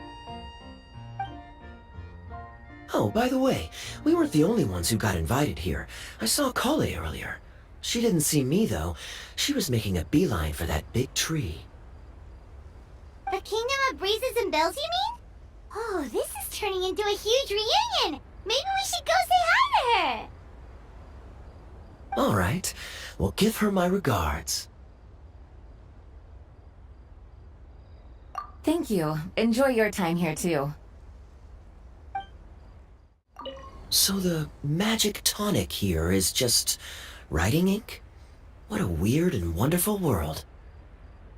Ah, Miss Citrus, do you happen to serve any beverages here that don't contain magic tonic? Of course we do. What flavor would you like? Sunsetia. Jean, you want in? Sure, I'll have the same, please. Sounds good. 2 Sunsetia drinks coming right up.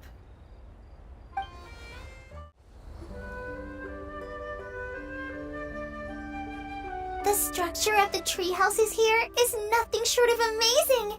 I have to write it down so I can tell Master Tainari all about it later. Hey, Kale! You scared me. Traveler and Paimon, you got invited here too? Yep. Well, they sort of skipped the invitation part, but anyway, what you doing out here? Something caught your eye? Oh, yeah. I'm trying to observe and summarize the structures of the trees here, and also the animals that live here. Well, the residents, I guess? I still can't get over the fact that they're all someone's origami handiwork. Once a forest ranger, always a forest ranger, huh? Not sure you'll be able to apply much of what you learn here back home, though, with this being a magical world and everything. What? Over there, by the giant footprint, have those houses always been local flying squirrels told me that they were built by a small dragon and some guy wearing a hat. Oh, that must have been Mini Durin and Hat Guy. Any idea where they went? Supposedly, after building the houses, they went to somewhere called, Constellation Metropole? Did I say that right? Yep, you got it! Oh, also, when the locals mentioned the dragon, did they seem at all, did they say how they felt about him at all? Now that you mention it, the atmosphere changed a little when they talked about him. Oh no. They mentioned some stuff along the lines of past misunderstandings and welcoming new members. I only just got here, so I know very little about what has happened in the past. They seemed genuinely grateful for the houses, though, and said they were going to plan a welcome party. Oh, thank goodness. Whew. Sounds like the forest has begun to accept him. It's a step in the right direction. Are you looking for that small dragon? Yeah, he's a new friend we made after we arrived here. No way! Really? I'm getting more and more interested in your story. No. I've got to save it for next time. For now, I've got to make the most out of my time in this wonderful world. Oh, there's no rush. Just take it slow and enjoy yourself. Like Kaya. Oh, he sends his regards, by the way. Oh, Mr. Kaya is here too? Then I've got to go say hi to him. Well, right now he's at the tavern and he probably won't be leaving until he's drunk. Not that he'll ever reach that point because his alcohol tolerance is so high. Basically, it's Kaya. You know where to find him. You make a good point, Paimon. Then I'll focus on exploring for now, and go catch up with him later. Shall we go pay a visit to the Metropole Traveler? Maybe Mini, Durin, and Hat Guy are still there. Oh, right. By the way, something pretty interesting has been happening in Sumeru recently. Master Trinari has been working really hard on it, so if you have time, definitely go and check it out. Sounds good. We'll find some time in our schedule. Of course. See you later. The origami squirrels rely on wind currents to lift their agile bodies and easily move between the trees. This has created a truly unique ecosystem. Oh no! I'm running out of pages on my notebook. What? Are my eyes deceiving me? There is no way. I can't believe it. Hey, Mona! We heard you muttering from a long way away. What's up?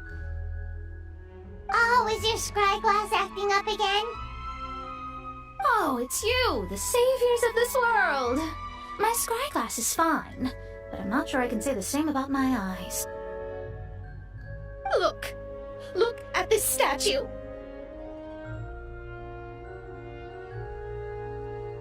What? Is it broken or something? Looks fine to Paimon. That's your master, right? AKA the goddess of prophecy? I refuse to believe it. There's no way that old hag looks anything like this. When she was younger. Oh, actually, now that you mention it, this does remind me of the fashionista phase she wrote about in her diary. She can't hear me, can she? I swear I just got chills down my spine. Either way, it's probably a little rude to talk about her right under her statue. But how do you know it's a statue of her if you never saw her as a young woman? I did a quick scry when I came into this world, and when I saw the stars' reflections, I was at a loss for words. It looks like fate in Simulanka is based directly on Tevat. A projection of real-world fate to form an image of reality. Or in layman's terms, basically the creator made this world inside a mirror or a lake, and this world is the reflection. Still sounds pretty impressive. The more I scribed, the more familiar everything looked. It's her work, there's no doubt about it. Even so, everything's far more complex than I'd imagined. Trying to decipher it all is giving me quite a headache. I also asked the locals about her. They call her she who has dominion over the stars and the course of fate itself. Not even a pretense of humility. Clearly, she let the role of creator goddess get to her head.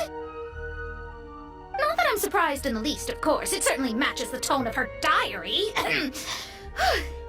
Anyway, we should change the topic. Oh, so Mona, have you seen a small dragon around by any chance? He's about the same size as Paimon, but with tiny little wings. Ah, you mean the one that caused all that trouble?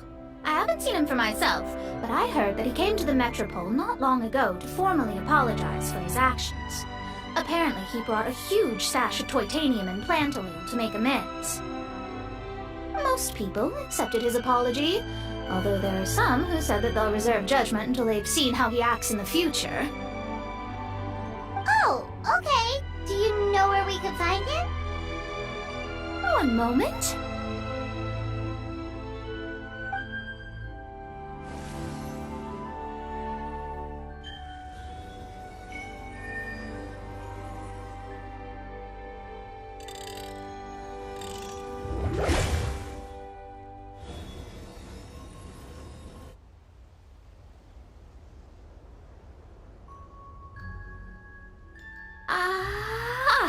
It looks like he's at the Broken Sea. There's a big group of people with him, too. Cool! Wanna come with us? We can introduce you? I think I'll sit this one out. This might be the closest I ever get to meeting the old hag in her youth, so I think I'll spend some time seeing what else I can glean from her grand design. You guys have fun. Anytime. We'll be off now. See you later, Mona! Creating a whole world starscape is no easy task. Old hag, I guess you do deserve the title of Trismegistus after all.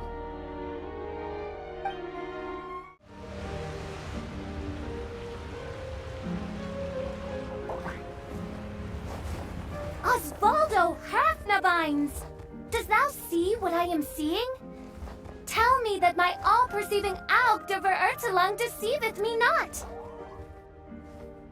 Your eyes see true, mein Fräulein. Very well. Then, as sovereign ruler of the Immenachreich, I extend to you both my greetings, O Night Dragon from the land of the Thousand Stars, and his hat-wearing servant. Who did you just call a servant? What mein Fräulein means to say is, hello, it's a pleasure to meet you. Pleasure to meet you too. But Hat Guy's not my servant. He's my friend. Now you're over-explaining. Hat Guy, Mini Durin! Found you at last! Whoa, and Fischl's with you too? Oh, greetings, Outlander blessed by the Immenachreich. How honored you are to meet your prinzessin beneath the stars of another sky. Clearly a decision made by fate itself. This honorary knight, Paimon!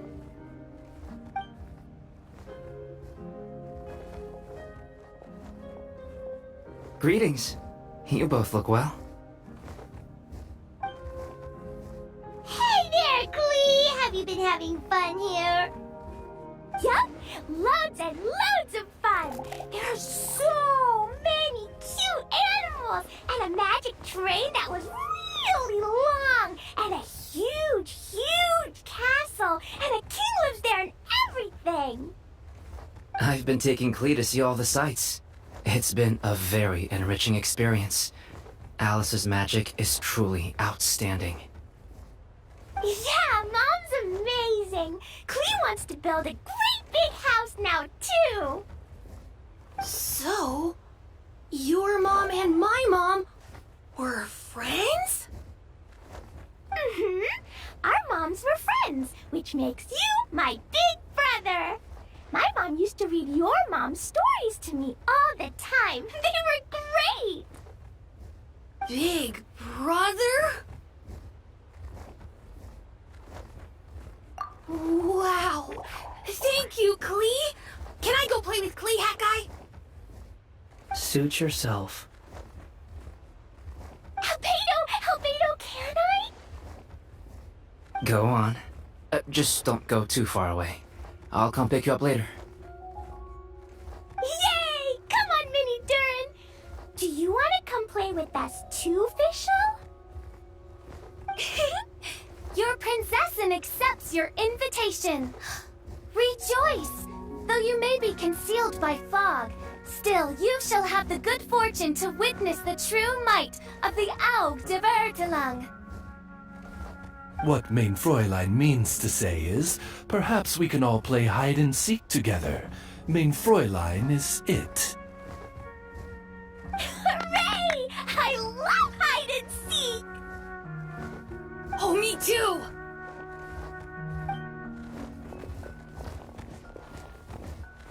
To return to our previous discussion, Mr. Hat Guy, you were telling me about a prophecy? I heard B talking to M. What she said was... Since you're so persistent, let me tell you a secret. Our child will one day rise from the dead. Is she saying that Dragonspine Durin will come back to life? I only heard it in a memory, so don't hold me to it. Understood. My recent observations at Dragonspine lend credence to this prophecy as well. Durin's heart has slowly but surely been growing in vitality. The process is extremely slow, but the trend is clear. What should we do?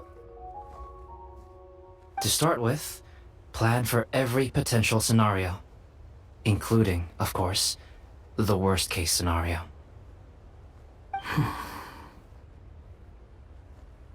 I am well aware of Durin's past, and I sincerely hope that things never escalate to that point. Still, we need to be prepared for every possibility. If the prophecy is true, and Durin's heart will one day beat again, I'd like to hope that whatever rises from the dead is no evil dragon. If you understand what I mean. Kind of? But not really. And so, when the time comes, Mr. Hat Guy, will you and Simolanka's Durin be willing to lend us a hand in our hour of need? Huh? What's this got to do with me? You saved the Durin of this world. I don't see that as a mere coincidence. If there is any meaning to be read into the actions of the three goddesses, beyond fairy tale whimsy alone, I can only boldly speculate that the fate of this reflected world may have a reciprocal effect upon our own world. If Durin of Dragonspine will soon come back to life, we will need many Durin's help, as well as yours, given that your fates are now intertwined. Well, that's a nuisance. To be sure, it certainly won't be easy. Albedo! There's a flying paper ship over there! Can we go see it together, please? Sure. 2 seconds, I'll be right with you. Please give my suggestion some thought, Mr. Hat Guy.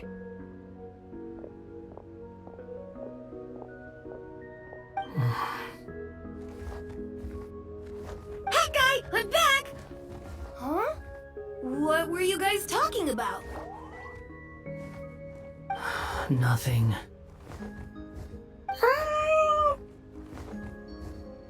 Huh. Okay then. Let's go join the others. Everyone's going to check out the new origami ship. All right, I'll be right there.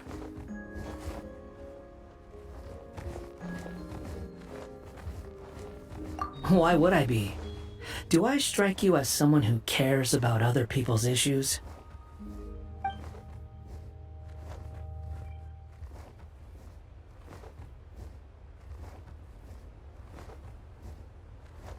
Quit trying to guess what I'm thinking. I'm leaving.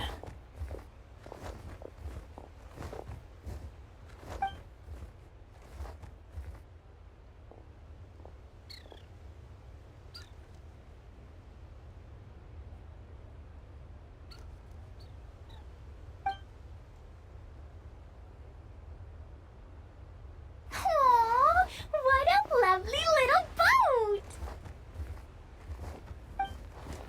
The forest fairy helped us make it. I just realized there's a lot fewer people around the Broken Sea now. Guess most of them have made their way back to the Metropole. Does this boat have a name? I can't see one anywhere. Huh? A name? Every boat has a name. At least, all the ones I've seen before. They're usually symbolic names that represent something aspirational.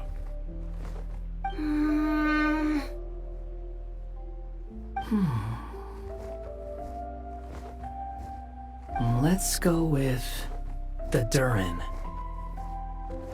Huh? You want to name it after me? Oh, you mean to wish Mini Durin a safe voyage as he sails into a new chapter of his life beyond this world? Your princessin approves. Let this vessel bear the name of the most esteemed dragon of the night. The Durin. Let's call it that then. Thank you, Hat Guy. Also, can I ask you a favor? Go on. Remember how Mom's friend said I should be able to leave this world? Well, I want to pay a visit to your world. Just a quick trip, can we? Huh? Is that a no? I think that's a great idea. If the people of Simulanka are allowed to go to Teyvat, then what's the problem with taking Mini Durin there for a visit? I'm assuming I'll have to be your bodyguard while we're there. I can protect myself. And I'll do what you say. I won't fly off on my own, I promise. Please, can I go? It'll be up to you to stick close. If you disappear on me, don't expect me to come looking. Got it! I'll stay close! Why don't you take the Durin? Now you've given it a name, it'll be a maiden voyage for the boat and a brand new journey for you. Are you leaving, Mini Durin? Okay. Well, make sure you come visit me in Mondstadt so we can play together again. Klee will draw you a map to show you the way. Though our time together has been as fleeting as a ray of light in the depths of the long night, the Immonok will welcome you with the grandest of music ceremonies on the occasion of our next reunion. As surely as the stars in the sky watch over us, we shall meet again. What Main Fräulein means is that you're always welcome to visit her at home as well. Cool! I have so many new friends now! I'm so happy! Are you done yet? If you want to leave, then get over here. Thank you, everyone! Thank you so much! The blessings you gave me are more precious than any treasure, and more beautiful than any fairy tale! Next time, it will be my turn to make your wishes come true!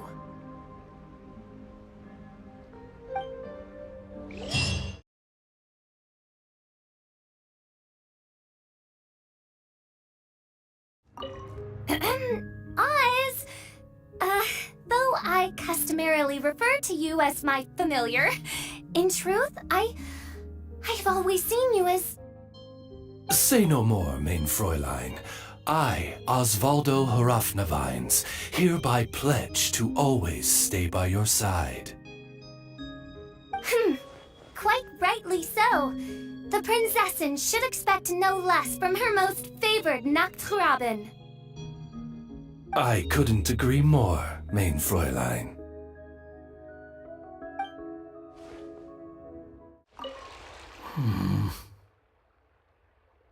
The people from the Academia say they haven't seen you in a while.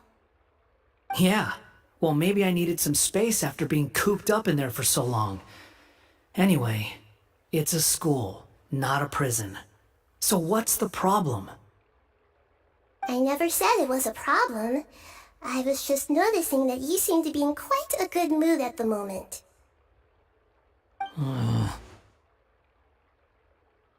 Who's this, hat guy? Shut up. Not another word. You need a new friend. I've told you already. Stop trying to read my mind. I didn't need to. It's written all over your face.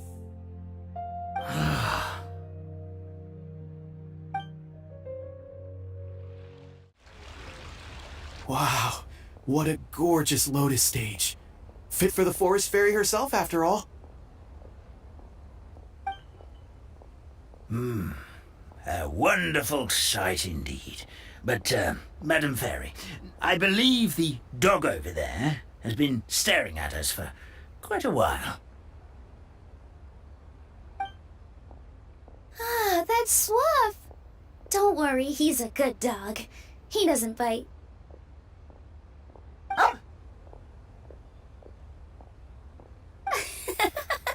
That's a good boy. I haven't seen you in ages, Swaff. No eating the frogs and hamsters here, okay? No eating!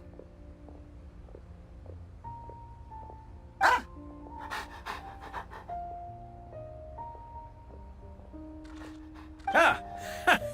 What a well-behaved doggy. You see, Stream? I told you, didn't I? The outside world isn't nearly as dangerous as we feared. You were right. But with that said, Grandpa Almond, why are you hiding behind me?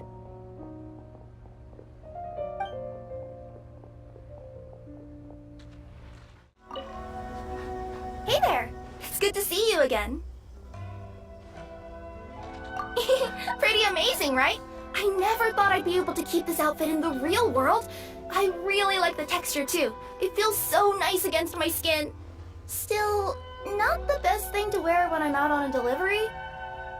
Something about running around carrying a parcel when I'm dressed like this seems to make everyone suspicious.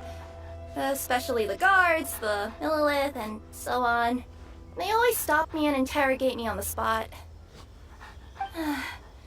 Guess I'll just have to switch back to my old outfit when I'm on the job. Oh, it was fantastic! A magical world full of things I'd never seen before. Great scenery, really friendly people. Oh, and I also took a trip back to the Forest of Blessings after we parted ways. Grandpa Almond introduced me to everyone in the forest and reassured them that I wouldn't scratch anything. I made sure to fully retract my claws while I was there. I didn't want to find out how they'd react to seeing them. With this adventure under my belt, I can turn the tables on my grandma. It's my turn to tell her some stories. After peace returned to Simulanka, a lot of people started saying they wanted to pay a visit to the world beyond. But they're a little worried about whether it's safe or not. If any of them do visit to that, I'd love to be their guide. I could even use my delivery box to take them around. If anyone understands the joy of seeing new things, it's me. Sure thing. It's always a pleasure adventuring with you guys. I had so much fun. And that's the way the cookie crumbled. So what do you think? You two fancy taking a stroll around my kingdom? Sounds like someone's been playing a little too much tabletop troop. Not at all. I actually haven't seen her at home in a little while. I'm telling you, it's real. Just come with me and you'll see it for yourself. So, you were the king, huh? Somehow, that part doesn't sound so far-fetched. I actually think you'd fill those boots quite easily. Thanks for the vote of confidence. Well, if we're going to be traveling with a king, we'll need proper titles as well, right? I guess I can be the royal tailor. Okay. Then I'll be Her Majesty's personal bodyguard. I'm sure those would work, but we don't have rules like that in my kingdom. Oh yeah, and can we go buy a music box first? Why, exactly? Let's just say I've developed a new appreciation for them after my recent adventures. Just imagine it. One night, while I'm asleep, one of the small dancing figures in the music box suddenly steps off its track and starts moving on its own. Wouldn't that be amazing?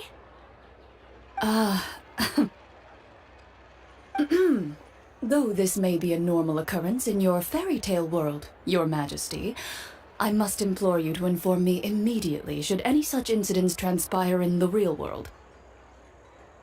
Because, from the perspective of a Marechaussee hunter, or really any normal person, That music box sounds like bad news.